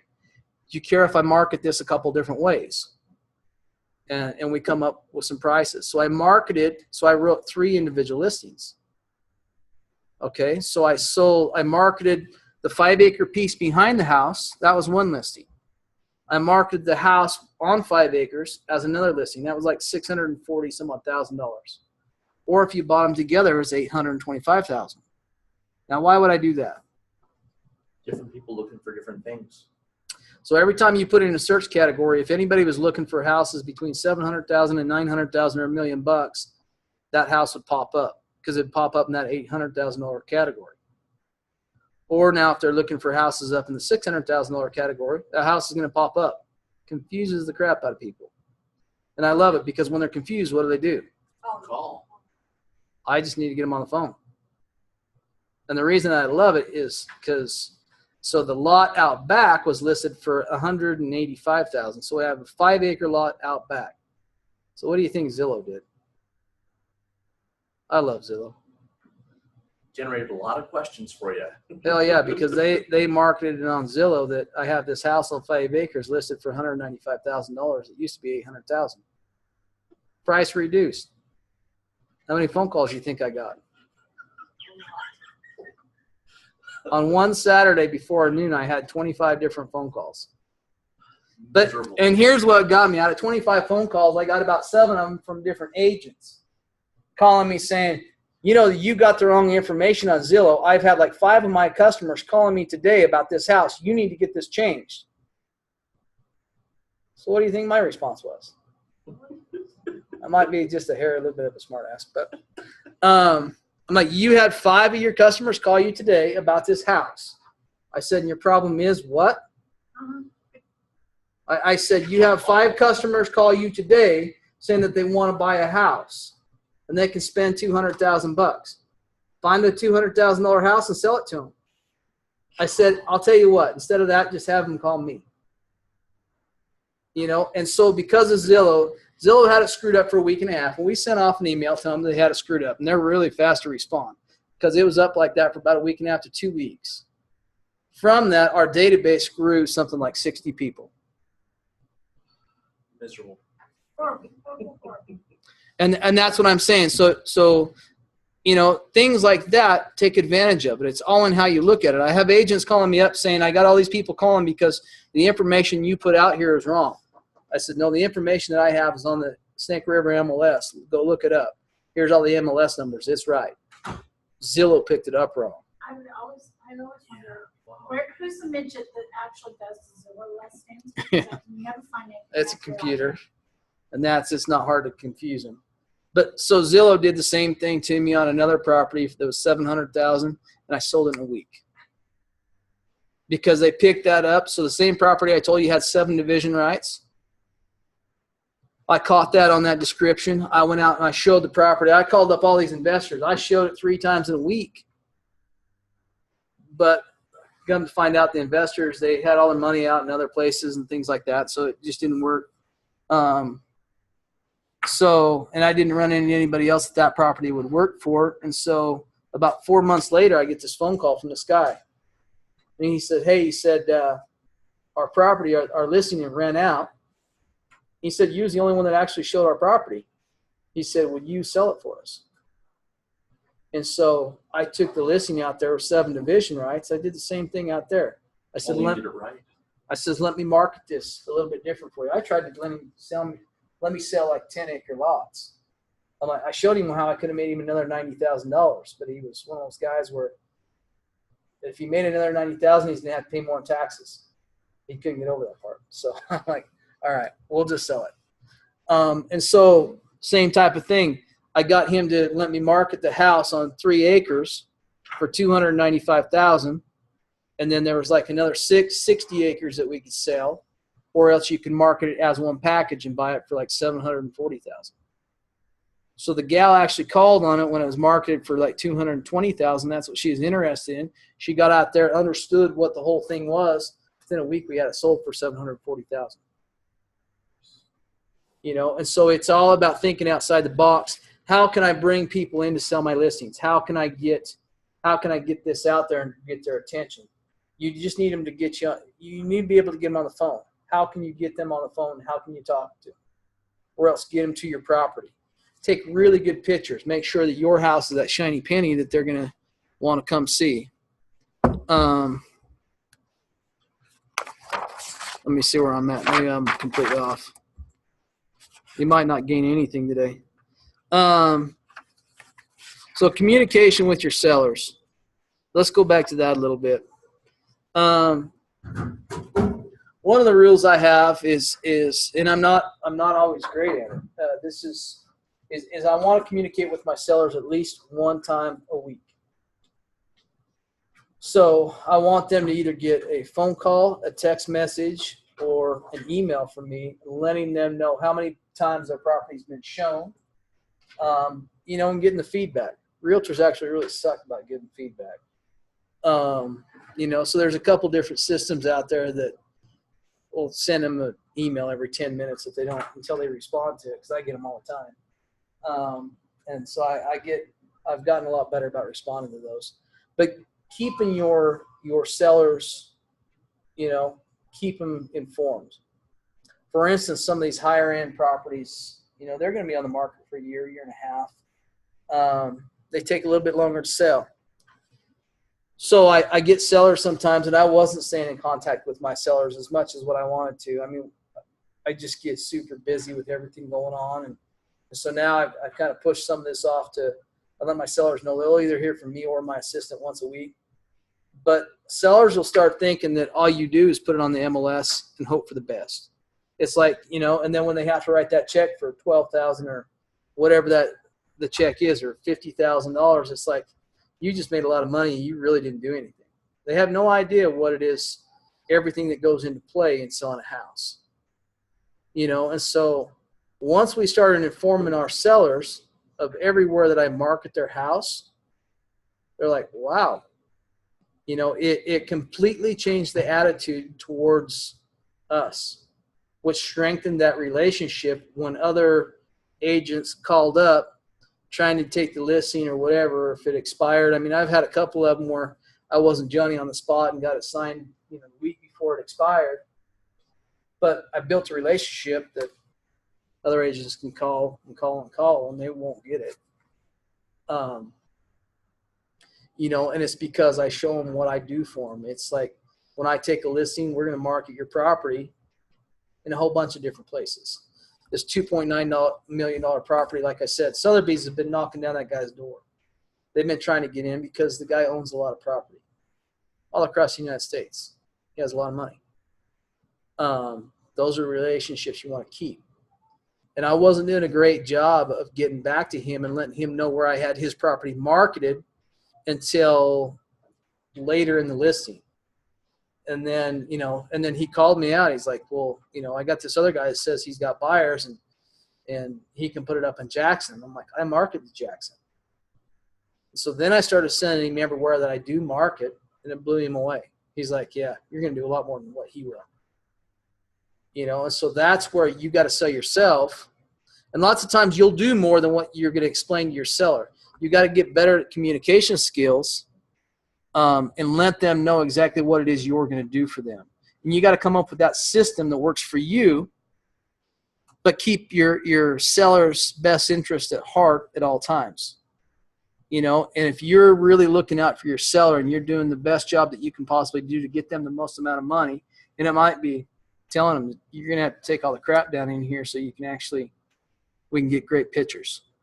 Because if I can get great pictures, I'm going to bring in twice as many buyers. Not to mention, instead of asking 150 for your house, we might be able to ask 155 or 160, and it's going to sell because it looks nice. And that's just it. You know, no matter what price range you're in, you know, make sure that the property is ready to show when you put it up on the market. And it's your duty to let your sellers know, if you want me to do the best of my ability, I'm going to need your help to make sure this stays clean and we have this decluttered, you know, and it shows well. If it shows well, it's going to sell well. It's going to sell fast. Customer's experience. Anybody got a story about a customer's experience when you've been showing a house, or anybody? Something that I had a situation of that I was half expecting it to be a negative thing, but it just goes to show that people in their massive variety like different things. There was a house and the bathrooms were from the 70s. I mean, there was a one bathroom that was done pretty much in glacier blue. Mm-hmm. And they have a kid who is kind of developmentally disabled. Mm-hmm. And he saw that and he loved it because that was just the same color as they used in Frozen. And he was like, oh, this is my bathroom. This is my bathroom. Yeah. And I mean, they like the other ends of the property as well, but that was just a really nice little thing for their kid. Sure. One of those things that I had to catch myself in doing is when I walk through a house, I'd be walking through with people and I go,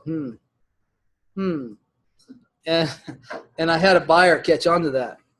And she goes to me, so was that, like you like it, or what the hell were they thinking? And we had a house across the street. It took almost a full year for it to sell, even though it was priced really well. It was Elvis meets, you know, Playboy Hugh Hefner's mansion, because carpet everywhere. All the bathrooms were carpeted. The walls, the tub were carpeted. It, you know, the 500-pound drapes in the living room of red velvet. It just, and I was yeah, you could open a business there. I was like, nobody's going to even look at this house, but they found that one buyer, this woman who, our mom who's dying of cancer, she loved it. Oh, yeah. It's nice and soft, so if the mom falls, she can pick her up. And You know, I'm sitting there like, that truly is. Something, yeah, and that's just it. That property out there, you know, and some of them you walk into, and it's you've got to find. There's a buyer for every property. You just have to find them.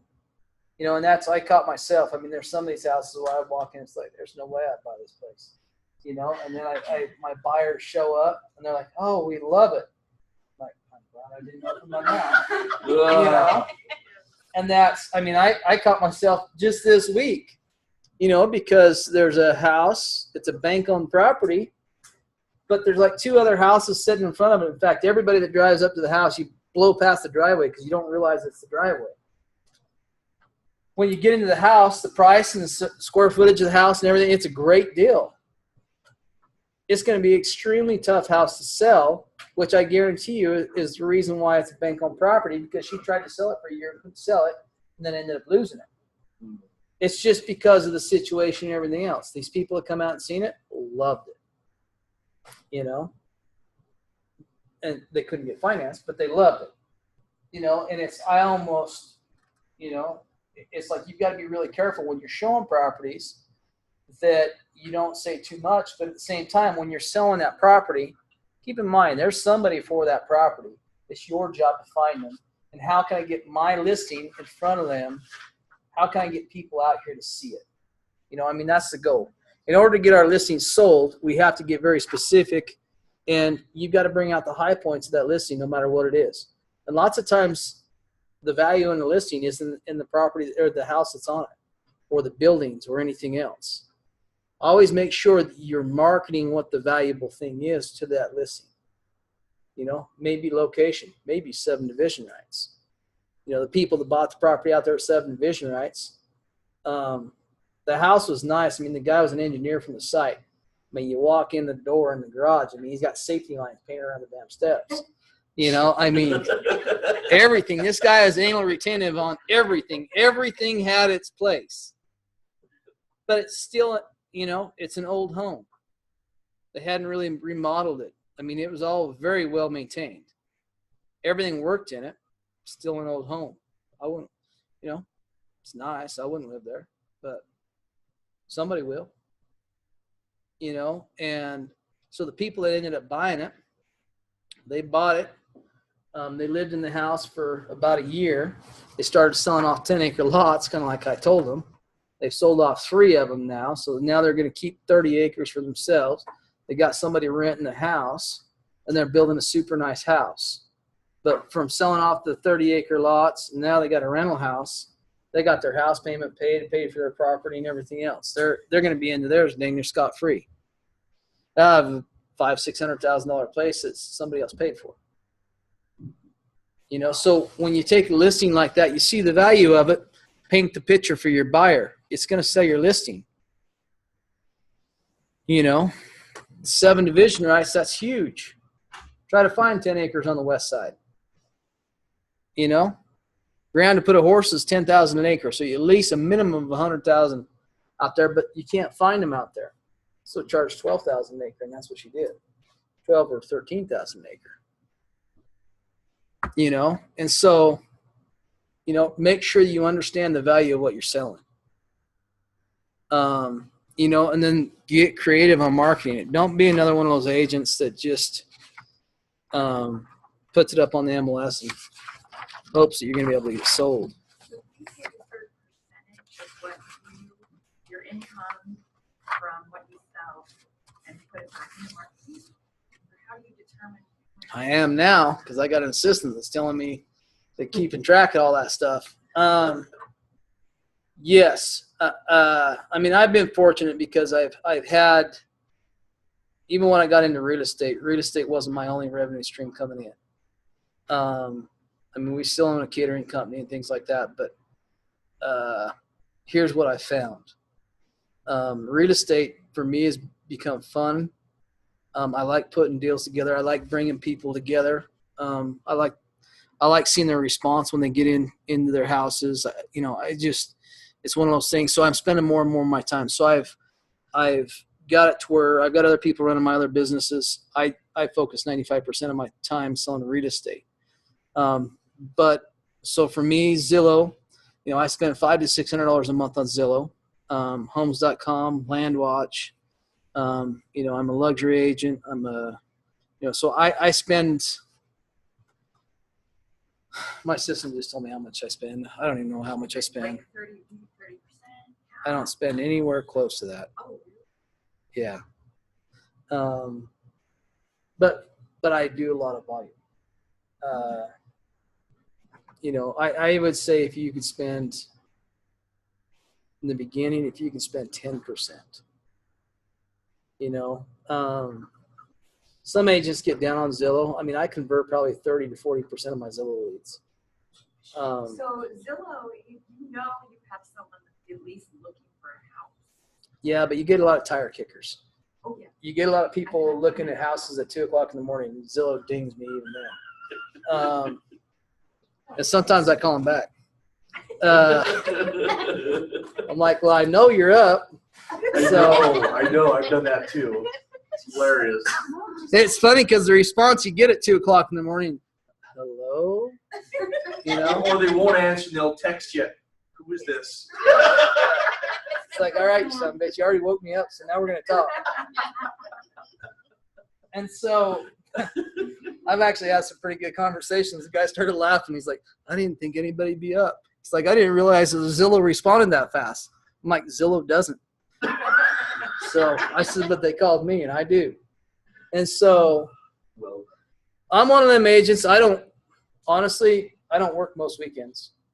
When I owned restaurants, I went to work at 7:30 in the morning, and I got done 11:30, 12 o'clock at night. I did that 5 to 6 days a week. I was away from my kids a lot. Right now, I'm a single dad. I have primary custody of 2 of my kids. They live with me full time, so I'm full time Mr. Mom, Dad, and run 3 companies. You know, so I don't work most weekends.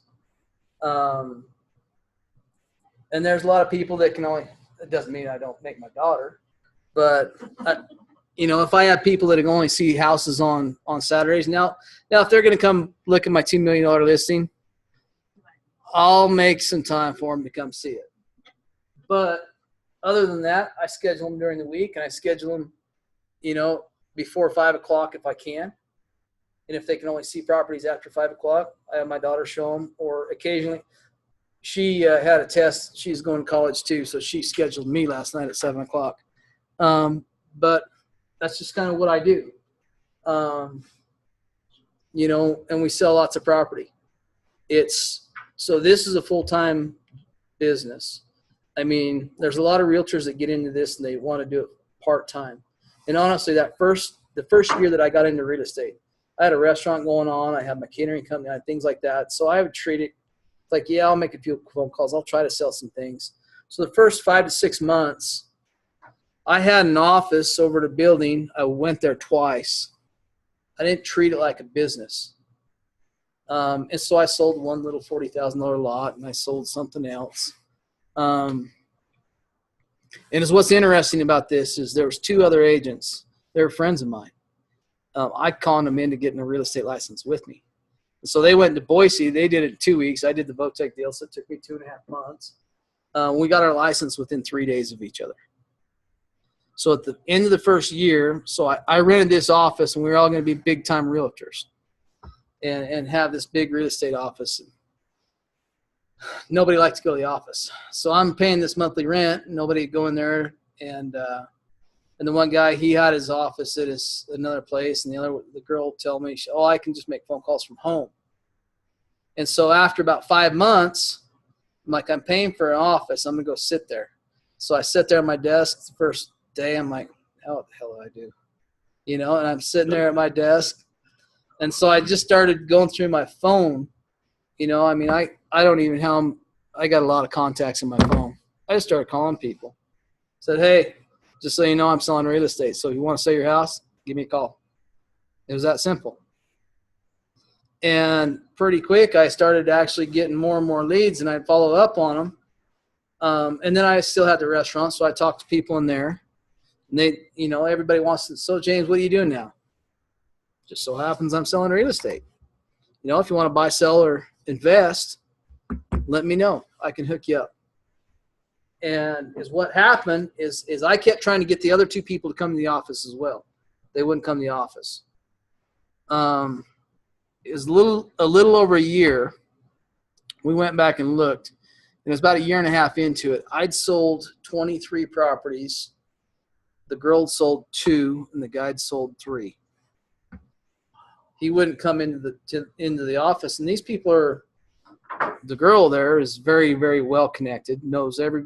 It's funny. Me and her would go out around town, and I knew half the town. She knew the other half, and so she's very well connected. The guy's got an awesome personality. I thought he'd be an awesome salesman, but they didn't treat it like a business. They didn't come in. They didn't sit down. They didn't make their phone calls. They didn't treat it like a full-time job. So therefore, they're both doing something else now. So, do you know Michelle Robinson? Mm-hmm. So Real well. The thing that she has taught me is don't worry about money. Oh, no. Don't worry about She bugs the shit out of all kinds of people. Do it. I love Michelle. Don't be scared to say. Oh, yeah. And I People will let you know when they're how do bugged. we feel that? It's that, who cares? If they don't want to hear it. I really don't lose any sleep over it. Yeah. You know, and that's just it. My coach right now is telling me get messy, and I'm doing it against my will, because when I take customers, I want to work with my customers, and I tell them up front, I expect 3 deals from you. Go up to one of your customers, and I mean, you're just meeting them for the first time. Say, hey, I'm James. I'm going to sell your house. I expect 3 more deals from you, and then just shut up for a sec. They don't know what to say. Okay. I said, and then the only way I'm going to get 3 deals from you is if I do a really, really good job and you're extremely happy with me through the entire process. If it is you won't be able to stand it. You're going to want to tell anybody and everybody. In fact, here's 5 of my cards so you can hand them out. Do that. They will. Here's a couple other little tricks that I did. When I first got in the real estate business, like I said, I had a restaurant, I had a banquet room, catering company. I threw this deal out on the internet. Had no idea what the hell I was doing. In fact, I did it, and then I kind of forgot that I did it. And I scheduled a meeting. It says, do you want to become a real estate investor? Free seminar, free steak dinner at this date on this time. And threw it out there. And then I forgot that I did. And then like a day and a half or 2 days before it, I had an assistant girl that was just helping me part-time. She's like, you do remember you're putting on a seminar like in 2 days, right? And it's like, oh yeah. I'm like, do we even have anybody coming? I had 28 people show up. And if I would have had my crap together, every person in that room owned at least 1 rental property. One in the room owned 50 rental properties that were paid for in cash. Okay, so I have all these people that are very, very knowledgeable real estate investors, and I'm a new real estate agent. However, I've built restaurants. I understand business. I understand how to make money and things like that. So I kind of I was winging it. And I showed them a few of the listings. I did have a couple listings that it's kind of like my net listing in Pocatello. There's money to be made there, and I could show them how. And say, look, we represent some rental cabins up and on the park. Here's basically the cap rate you can make on some of these rentals. And so I showed them 1 or 2 examples of commercial buildings, rental houses, rental cabins, 4plexes, duplexes. Here's what's available in Idaho Falls. You know, if any of you are interested after the meeting, stick around. I'll get all your information, you know, and then we'll touch bases. How many of you think stuck around? Out of 28, about 22 of them. I was there till about 11 o'clock at night. Brand new. I mean, I hadn't been in the business less than a year. I couldn't help them all. I ended up working with 3 of them. Did $4 million in sales. Just imagine if I would have had my crap together. I mean, I would have had more listings than I could have even taken. A lot of these people, what they wanted to do is they wanted to sell some of the properties that they had, reinvest the money and buy other properties. And so I mean, it's that simple. I mean, think outside the box. I make sure that I get to know the right people. If you want to be broke, be friends with broke people. You want to be rich, be friends with rich people. Do what they do. An old man told me that when I was 12 years old. You want to be a millionaire, hang out with millionaires. Get to know them, know their name. Make sure they know your name. Selling real estate is about relationships. Everything in this book's good. It all comes into play. At the end of the day, I don't care what your business is. It's about relationships. Treating people right. When you take their listing, do the best job you possibly can. I mean, represent that property the best of your ability. Never focus on the commission. If you're in this business for the commission, get out of the business because you're not going to last very long. It does piss me off that up at the top of the stairs, there's race cars up there, and I was up to the front the first of the year, and I've fallen off the wall. I'm going to sneak up on them at the end, and I'm not competitive at all. But, you know, there's just little things, all kinds of little tricks you can do. But the biggest thing is making sure that you represent your clients the right way, you know, and get creative. You want to sell a lot of real estate, do something that other realtors aren't doing. There's 500 agents out there. You know, as soon as you get out of real estate school and they give you a license, you don't know crap. And it's almost kind of scares me. It's like, holy hell, they give me this license and I don't really know what I'm doing, but yeah, I'm going to go negotiate $1 million deal. I knew a little bit more about it just because I bought a lot of buildings and I built houses and things like that. So personal experience. It's getting in and don't be afraid to screw up. You're going to screw up. That's a given. Try not to screw up too bad. You know, here's a lesson that I learned. I have one of my clients trying to sue me right now. I just got that one on Monday. He can try to sue me all he wants, but I kept everything as far as I have every email, I have every text message I have. And the funny part of it is nothing I did. He's pissed off at the excavator that did the work on the ground. And so I'm the guy that referred the excavator. The excavator did a great job. This guy's from California. My excavator is kind of one of those guys. He'll give you more for your money, but he is a serious redneck. So their personalities clashed. And so he did a great job. They got this awesome road going down there, but those two personalities clashed. So they're hating each other, and apparently it's all your fault. Apparently it's my fault. So when I have customers like that, I sold 4 lots on this one particular property. So I came in, I felt that like 3 of the lots are actually right on the river. I felt like everybody would have a great relationship if they all knew each other, because there's 1 from California, 2 from Utah, 1 from Idaho. And so I went up to the one cabin, catered a big fancy dinner for them, let everybody meet everybody. 2 of them wanted to build some houses. So I brought in 2 of the builders that I would recommend. I invited them to the dinner. I brought in the excavator because we had to do a mountain road down to the properties.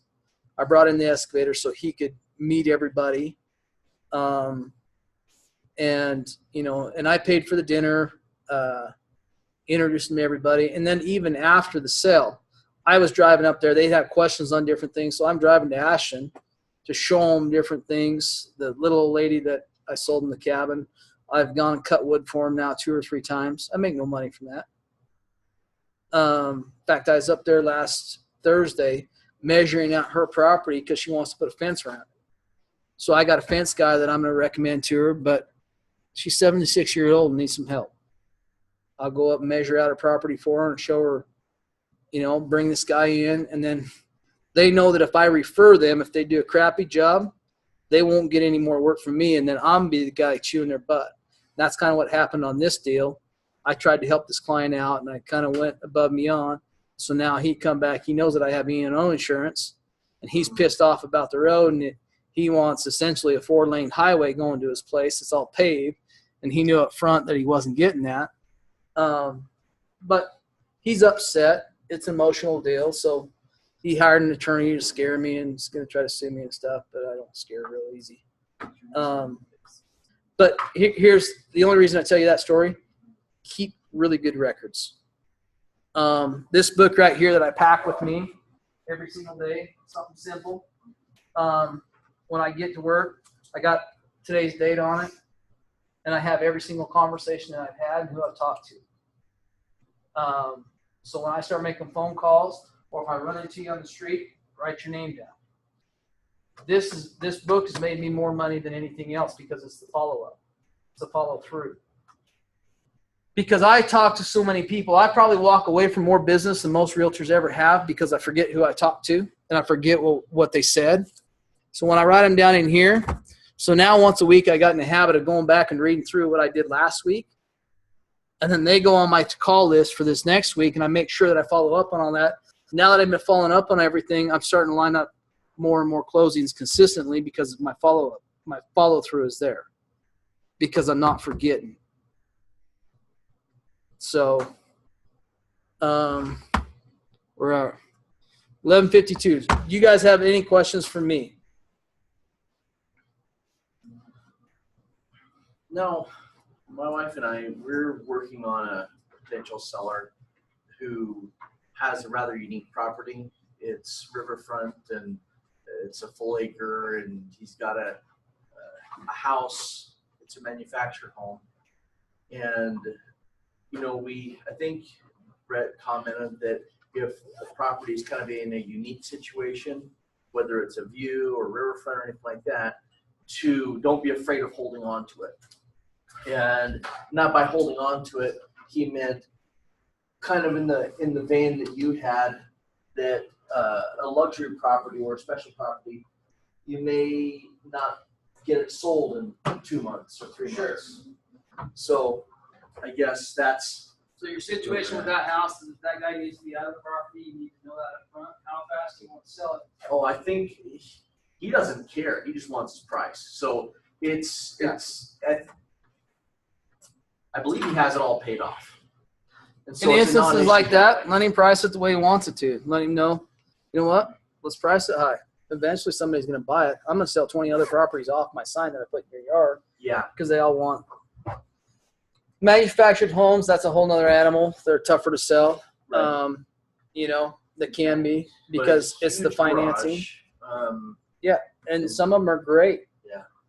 Well, if you can sit on it, if you got more time than money, you're at an advantage. But if you just have to pay out for it, it'll be a little bit different. We'll kind of have both conversations with him. Well, once again, it's going back to taking care of your client. If your client isn't in a big hurry, if they're more concerned about the price, you have that conversation up front. Say, look, you want to price this property over market, therefore it's not going to sell super fast. So in 6 months, I want to make sure that you understand that it's not that we're not marketing your property right and that I'm not doing a good job. It's that you have to set those expectations up front. Otherwise is what happens, and I've had this happen to me, is they come back and say, well, you're a crappy realtor. I'm going to go hire somebody else that can get this property sold. Right. And in reality, that realtor's not going to do anything else other than, is what happened to me is I've been telling the guy that he needed to reduce the price, and he wouldn't reduce the price with me, and then I become a crappy agent. So he takes the listing, fires me, hires the other agent, drops the other agent, convinced him to drop the price to where I told him to drop it, and he sold it within a week. That is. And I had it marketed for almost a year. Speaking of that type of scenario, would it be possible for me to get a copy of the form that you use for that purpose? Okay. Yep. And when you read through it, it's a little bit sarcastic, and I make them sign it. Oh, and very good. And as soon as they read through it, basically, because it tells them they're a complete and total dumbass. If they, I mean, I would but probably is what it does. word it a little bit differently. Well, but it is. It's put together. I got it from somebody else. But is what it does is when you're taking a listing or anything else, you're setting expectations. Right. You're telling these people that you're going to be able to sell their house. Now, at the end of the day, they own the property. They can essentially set the price. You can choose not to represent the property. And there are agents that they'll come in and say, we tell them the market says this house is worth $200,000. Great, I want $250,000. You have that opportunity. Sometimes it is better to walk away. Say, you know what, your house isn't going to sell for $250,000.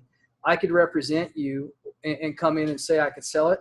In reality, it's not going to sell. You're going to think that I'm a bad agent. So therefore, I'm just going to, deem to walk away. Some agents do that. I'll take the listing. I just let them know up front, not point blank. I'll take your listing. You're $50,000 over what market says your property's worth. We may be able to find you a buyer eventually. It's going to sit on the market for a long time. You got a beautiful property. I'm going to put my sign out here, and a lot of people are going to call me on your property, and more than likely, I'm going to sell a lot of other properties because of your property.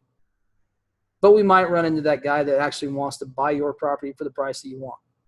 And you might luck out and get it. Like that, do you put a listing agreement out there for a year or two, or? I don't list anything. I don't list anything under a year. I don't care what it is. I write every single deal for a year. So if it's a pie in the sky type of price, you might put it out 2 years. I put everything 1 year. Okay. Every one of my listings is written for a year. Even my even my $10 million deals are written for a year. And then at that point, if they're happy with you, even though it hasn't sold, you have them sign a new one. And so if you stay in contact with them once a week, you're building that relationship. It won't matter. Gotcha. So everybody has my card. If you want that, email me. I'll send you over the form. I got it from somebody else. It was a guy that actually just did a presentation of a title company, and I loved it because what it does is it basically says, you're providing them market data that says what their property is worth. Right. Realtors don't price houses. The market prices the house, and that's what your seller has to understand. So we're just bringing you an educated, this is what the market says your property is worth. Okay, pricing is key. And if you choose not to price what market says it's worth, if you choose to put it up above, I'm going to tell you up front, we're not going to get as many showings. Don't more than likely expect an offer within the first 6 or 8 months. By pricing it above market, here's all the things that you're actually tying my hands with. And I'm telling you this up front so that in a year when your property hasn't sold, you can't come back to me and tell me that I'm a crappy agent or that I didn't do my job. Because part of my job is letting you know what your property is worth, what market says that it's worth. And so I'm letting you know this up front. This is what it is. You're choosing to price this above market. I just need you to sign right here that you understand by pricing this above market, here's all the things that you're actually tying my hands with. This is how this may affect your ability to sell. This is how this will affect your listing, and I want you to know that up front. And lots of times they're going to read through that. It's like, this is really what I'm doing? It's like, yeah, that's really what you're doing. You're saying I want to sell my house, but really I don't. It's that guy that wants to sell their house in the neighborhood where the highest price is $150,000 and that guy wants $1 million. You can put whatever price you want on it. Doesn't mean it's going to sell. And my job to you is to come in and say, this is what market says your property is worth. If you decide to market this above market value, here's what you're actually doing. You're decreasing the amount of showings. You're decreasing, the amount of potential offers. It has a whole list of stuff. Ford unveiled its first 6-figure truck, and all of a sudden they lost like 90% of their market share because if you really are a diehard truck fan, you want something that you're not going to be scared of getting scratched. This is not a BMW for crying out loud. You are going to use the hell out of this truck. You're not going to spend $100,000 for a truck. Well, you got to know who your market is. And once again, it's like if somebody gets the opportunity to sell a big listing, Anderson Group called me and helped me with or they referred a client over to me. This woman was a horse person coming out of California. I've been around horses my entire life. This woman intimidated the hell out of me. I mean, this woman knew her. She knows her stuff. It's hard to imagine it's like, being intimidated. Well, she deals with warm blood. I deal with quarter horses. I mean, I steal team rope across the country. Specialty. Yes, yeah. I didn't understand, but she started breeding these horses. So one of her horses that's untrained sells for $70,000. She got pissed off because her vet bill was about $50,000-$60,000 a year. So she just went to vet school for a couple of years, and she actually sets up her own lab in her own barn and does all of her own in vitro stuff on all of her own horses. I mean, the woman is, so when we're out looking for property and stuff, we drive up. I drove her to Driggs and to show her a property, and we drive up. Nope, too many rocks. And that was it. That was it. I drove her to the other side of Pocatello. I had this woman in my truck for 2 days. We drove 700 miles in 2 days looking at properties. And so, and we'd drive 150 miles, and she wouldn't even get out of the truck. Nope, there's too many rocks. It's like, all right. But the thing of it is if you don't know, I can talk the talk with her. And I knew what she was looking for. I knew what type of ground she needed. If you're a new agent, you stand zero chance of selling that woman. You know, and she's looking to spend between $1 million to $1.5 million bucks. So 25% of a commission on a $1.2 million deal is a lot better than zero chance. Yeah. You know, and or if there's situations, you know, and I'm not just saying with me, I'm saying find an agent that specializes in whatever it is you're trying to sell. If you got something in Island Park, if you don't understand Island Park, if you don't know it, you know, get another agent that knows the area, knows, you know, something that can help you. Make sure they're willing to help you, not just take your listing. And either refer it to them or co-list it with them or whatever.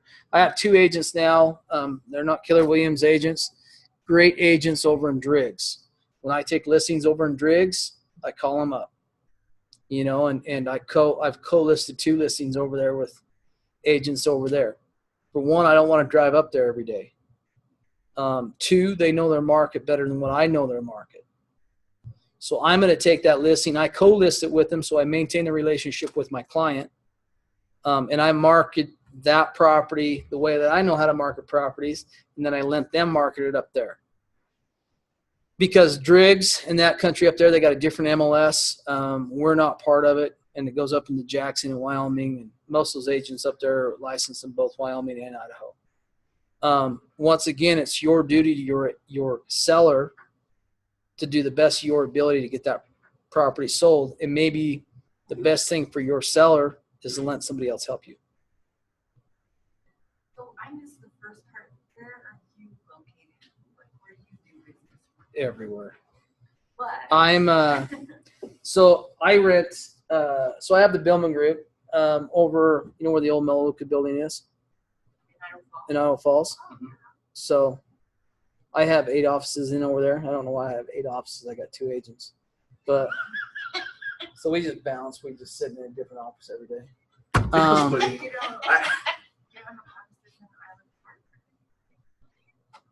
you deal a lot in that. I sold 6, 7 properties in Island Park last year. I have listings in Bear Lake right now. I have listings in Chalice. I know that country though. I was a guide in the Sawtooth Mountains for 2 years. I'm a rodeo cowboy, so I'm roping in Vegas this year in December. So I rope everywhere. So I know ranchers, I know farmers. I used to hunt down in Bear Lake a lot. I know Bear Lake really well. So, and I'm not suggesting that to every market. I mean, if I get into a market like Sun Valley market, I know Sun Valley a little bit. I don't have my strengths in like Sun Valley, like Ketchum, Haley, those areas. So when I did take a listing over there, that's why I went out and found another agent that I felt that I could work really well with, but she was a very aggressive agent. And so she marketed to her market very aggressively, and then I marketed that same property over here. And then I market out of state quite a bit as well. And so half of the showings that we had was her customers, half of them was my customers. I had some customers fly in. Sun Valley is easy because there's a local airport, and the people that I'm marketing that type of property to, most of them have their own planes. So they'll fly over just for a place to come fly to. And when you get properties like that, find somebody that specializes in that market that can help you market that property the best of your ability. You know, so if I don't know the area, we had 5 cabins on Bill's Island growing up. I was in Island Park every single weekend. I know Island Park like the back of my hand. So you know streets, locations, and significance of Yeah. certain areas, and Yeah. cool. So if you don't know an area, don't be afraid of it. I mean, you didn't know Idle Falls till you got here. You know, don't be afraid of it. So don't be afraid to take some of those listings. But if it is out of your realm, it wouldn't be a bad idea on the first one or two to either co-list it with somebody or, you know, the thing that I like about co-listing it is you're going to learn. You know, not all agents are willing to co-list it. Sometimes you refer it. And by co-listing, does that like split the commission, or is just 50-50. whatever you agree on, or? Yeah. And if I co-list something with somebody, I'm expecting you to still do half the work. I've had one or two of them that want to co-list with me, and that's because they want me to take and run it, and they just want to get half the commission. Give you the keys, and wow. And within a month or so, I catch on to that real fast. Yeah. And then we have the conversation: is this is going to switch from a co-listing to a you're going to refer it to me, or else you just take it over. Yeah. And they know they can't sell it. That's why they called me. So. Gotcha. Just you know, and the first guarantee that I give every single one of my customers is that there is no guarantees.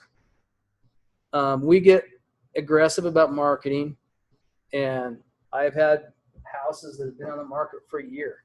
I've had houses that, you know, I mean, I haven't been able to sell every single property. I've had good luck selling properties that other realtors can't. You know, and for me it's about marketing and that. But I've had a few houses that either in crappy areas or the seller wasn't willing to reduce the price for whatever reason. You know, I mean, they'll sit there for a while. So I tell all my customers, I mean, I'd love to tell you right now that I can sell your house. I can guarantee you without a doubt, I'm going to take your listing and I'm going to market it to the very best of my ability. And I'm going to be more aggressive than 90% of the other agents out there. That's what I can guarantee. I can't guarantee you that it's going to sell, but I guarantee you that I'll do everything in my power to make sure that it gets in front of all the right people that could buy it. And that's what I tell them. You know, and I deal with people with lots and lots of money. They like guarantees. But they also understand there is no guarantees in real estate. You know, if you do the best of your ability, your job as a realtor is to strategically place your listings in a marketplace that 500 other realtors can help you sell. So if you do a really good job with staging, with taking pictures, with your marketing, with everything else, that's how you're actually going to do the best job for your customer, is because you're placing it in the marketplace to be sold. So you're explaining to your sellers, you're talking to them about pricing. Jess has got all kinds of different numbers and statistics and things like that. Mike Hicks watches numbers more than any person I know. And if I got questions, I call those guys. They've been doing this for a long time. You know, I'm just a dipshit cowboy that just locked on to a couple things and was able to sell a house or two. You know, but if you learn that business is about relationships, focus on that. Don't ever focus on money. Money comes when you focus on the relationship. Build that, do right by your sellers. And like I said, and don't reduce your commissions. That pisses me off. There's other agents here in Keller Williams, and especially when we get out on farms and big properties, to get the listing, they reduce their commission to 4%. Well, I'm sorry. If I got a guy coming into town, he's willing to spend $2 million on a property, and if I can sell him this property over here, that their agents reduced it to 4%, so we both take 2%, or I got 5 properties over here where it's still 6%, and I get 3%, that 1% on $1 million can add up. You know? So now all of a sudden you shoot yourself in the foot over here. The agent doesn't even realize that, because, you know, it isn't about the money, but it's still. Now, if this property over here is the best property for my buyer, I still show it to them. But not everybody looks at it the same way. You got 500 other agents that can potentially sell these properties. It's still a business like everything else.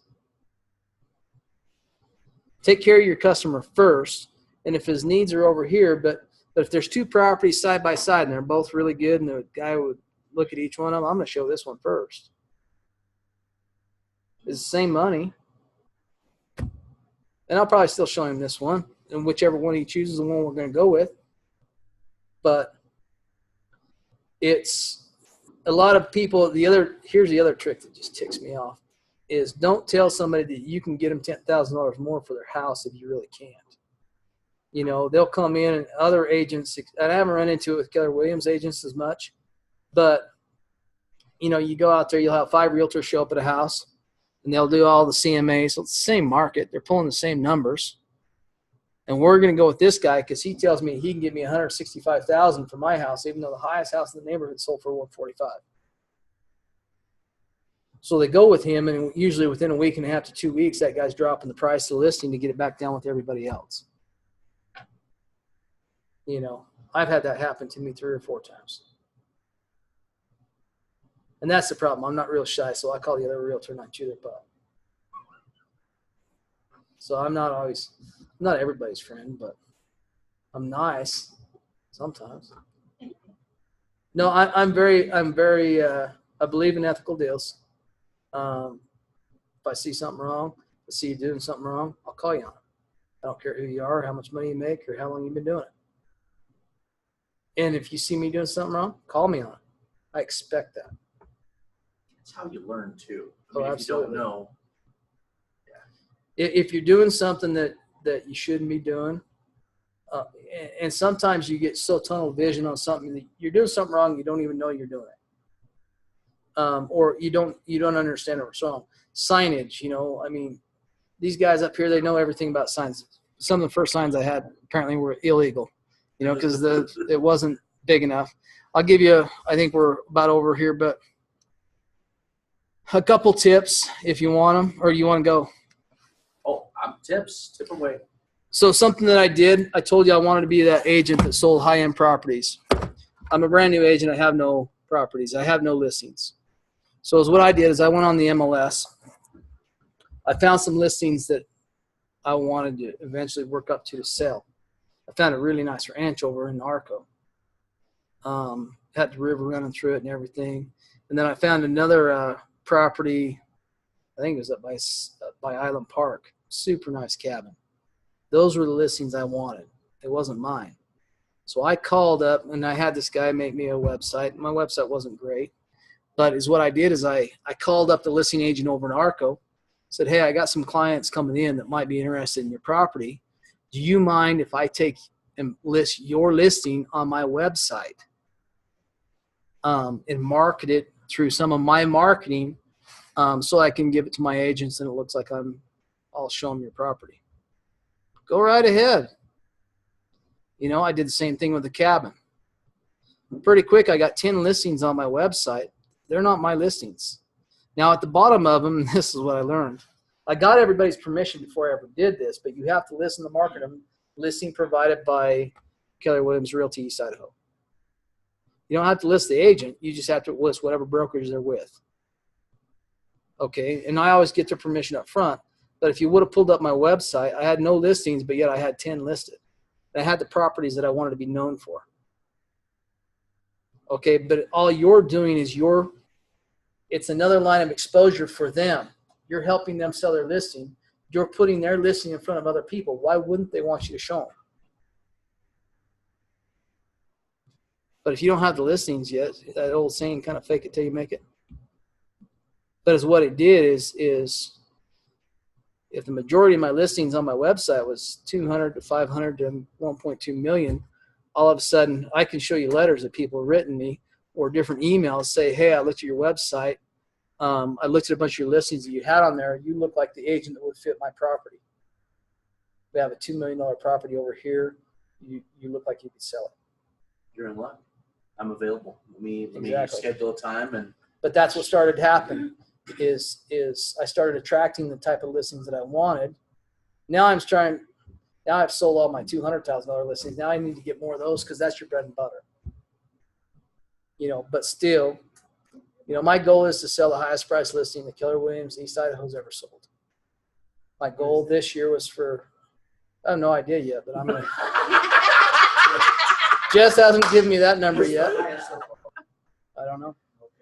My goal this year Hasn't been sold yet. My goal this year was to sell a $5 million listing. I haven't. I sold a $3 million listing. And I'm working on a $12 million listing now. So, I mean, I got 2 deals in the works right now. One might be close to 20 million. And that, if I close on a $20 million deal, I'm guessing that's going to be fairly close to the, you know, and that's why I said I'll sneak up on them on the end. I got some big deals in the works. So I'll get my damn race car back on the wall up there. I want those cheesecake listings myself. So, but it's, you know, and that's just a little goal for me. I mean, Now, by listing, are you talking like residential property, the biggest, or just the I don't biggest? care, dollar amount. And mine is the same color, isn't it? Well, so I went to a symposium yesterday. I met all the mayors. All the mayors know me. You get to know the right people. I mean, I met some guys yesterday. They like to deal in $50 to $100 million projects. You know, you close on one of them, you can have a pretty good year that day.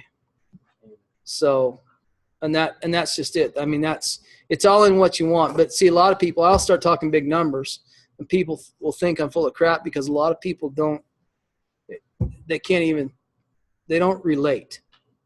My goal is to have every person on my team making $100,000 a year, including my assistant. You know, within the next 2 to 3 years, I want my assistant making $100K a year. The only way she's going to make $100K a year is if I'm hitting my goals. So it's in her best benefit, you know, if we all work together as a team. My daughter's 21. By the time she's 25, she should be making $250,000 a year. Easily. This is what's crazy about having a real estate license is you go to school for 2 weeks, you can make unlimited amount of money. The money's not everything, but you can make as much as what you want to make. You just have to get creative and go after it. There's 500 other agents out there. Just said the average agent sells 5.5, 6 houses a year. Stupid to me. But it's not that any one of us is any better than anybody else. It's just that some of us do more than other people and get out of our comfort zone. You know, and you've got to be willing to go out and talk to people. Don't be afraid of it. Don't be afraid of screwing up. Shit, I screw up every day. Usually by the way to talk. But you talk to enough people, you know, you may screw up 2 or 3, but you'll hit home runs with 2 or 3 others. You know, when I heard a quote years ago where people will travel for miles and miles to see ignorance on fire. Yeah. Well, and that's, you know, the biggest thing is like I said, build relationships.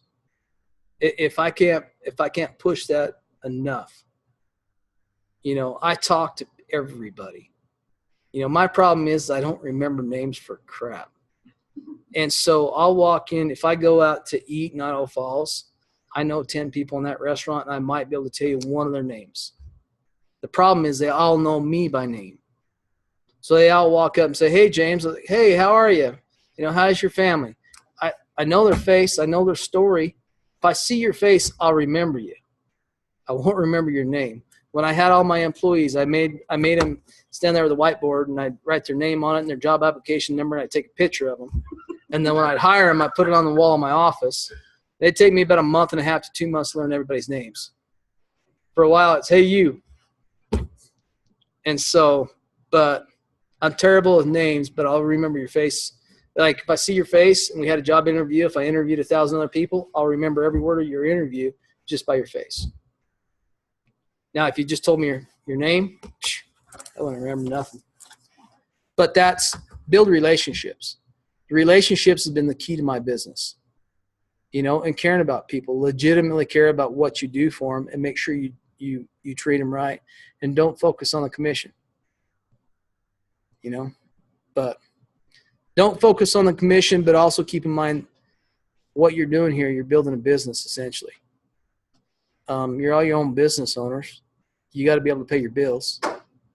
You know, if you take care of the people, the money comes. So if you build those strong relationships, you'll close 2 and 3 deals for every customer, whether it's a buyer or a seller. Take care of your buyers, you'll get more deals in return. Go out and get to know your attorneys. And I mean, divorces suck, but every divorce, you know, there's usually 3 sales out of the deal, at least 2. Been there, done that. That's been my database because I used to be a part of it. There you go. Well, not only that, attorneys, I mean, is what's funny is I get to know them all, and now they call me all the time with real estate questions. And as I asked them, I said, so are we on the clock? Can I charge you $350 an hour? So, but, you know, I mean, just go out. Don't be afraid to make mistakes. Y'all got my card. If you got a question on something, you can call me, email me, text me. If you call me and I don't answer, shoot me a text. If I'm with clients, I never answer my phone. So, but yeah, I'll help you any way I can. And I fired that email off for that pricing. Okay. You'll get a kick out of it. It's a little bit bold, but you bet. Sorry you didn't get to watch the movie. Oh, no worries. Hey, Sheila. Hold on. Hold it. I have a question for you. I have a friend over in Boise who wants a cabin on water. It looks like a cabin. In Boise? But he wants to be over in Island Park. Okay. What am I looking at price wise? On the water? No idea, yes. 500,000 and up. Okay. Not really a problem. But do you have anything listed right now in that? I don't have anything listed directly. This is my little coffee cup. But Island Park, so a great agent in This is my Island little Park coffee is cup. joined I have a Jenkins. bigger one. She's also my aunt. Okay. But find his listings Oh, out right there. there. Bill's Island's a great. That's where. So up in, you're gonna be on Bill's Island, Centennial Shores, or And if you recognize somebody that's not on there, would you those are gonna be please your main fill 2. in The other one's gonna be $8 million now. Yes, dear. Centennial Shores is kind of a newer development. You, Paula, can get have some an house absolutely freaking cabins over there. amazing day. I don't want him. 3, 5 to Cheers. up to 500. Then Pretty much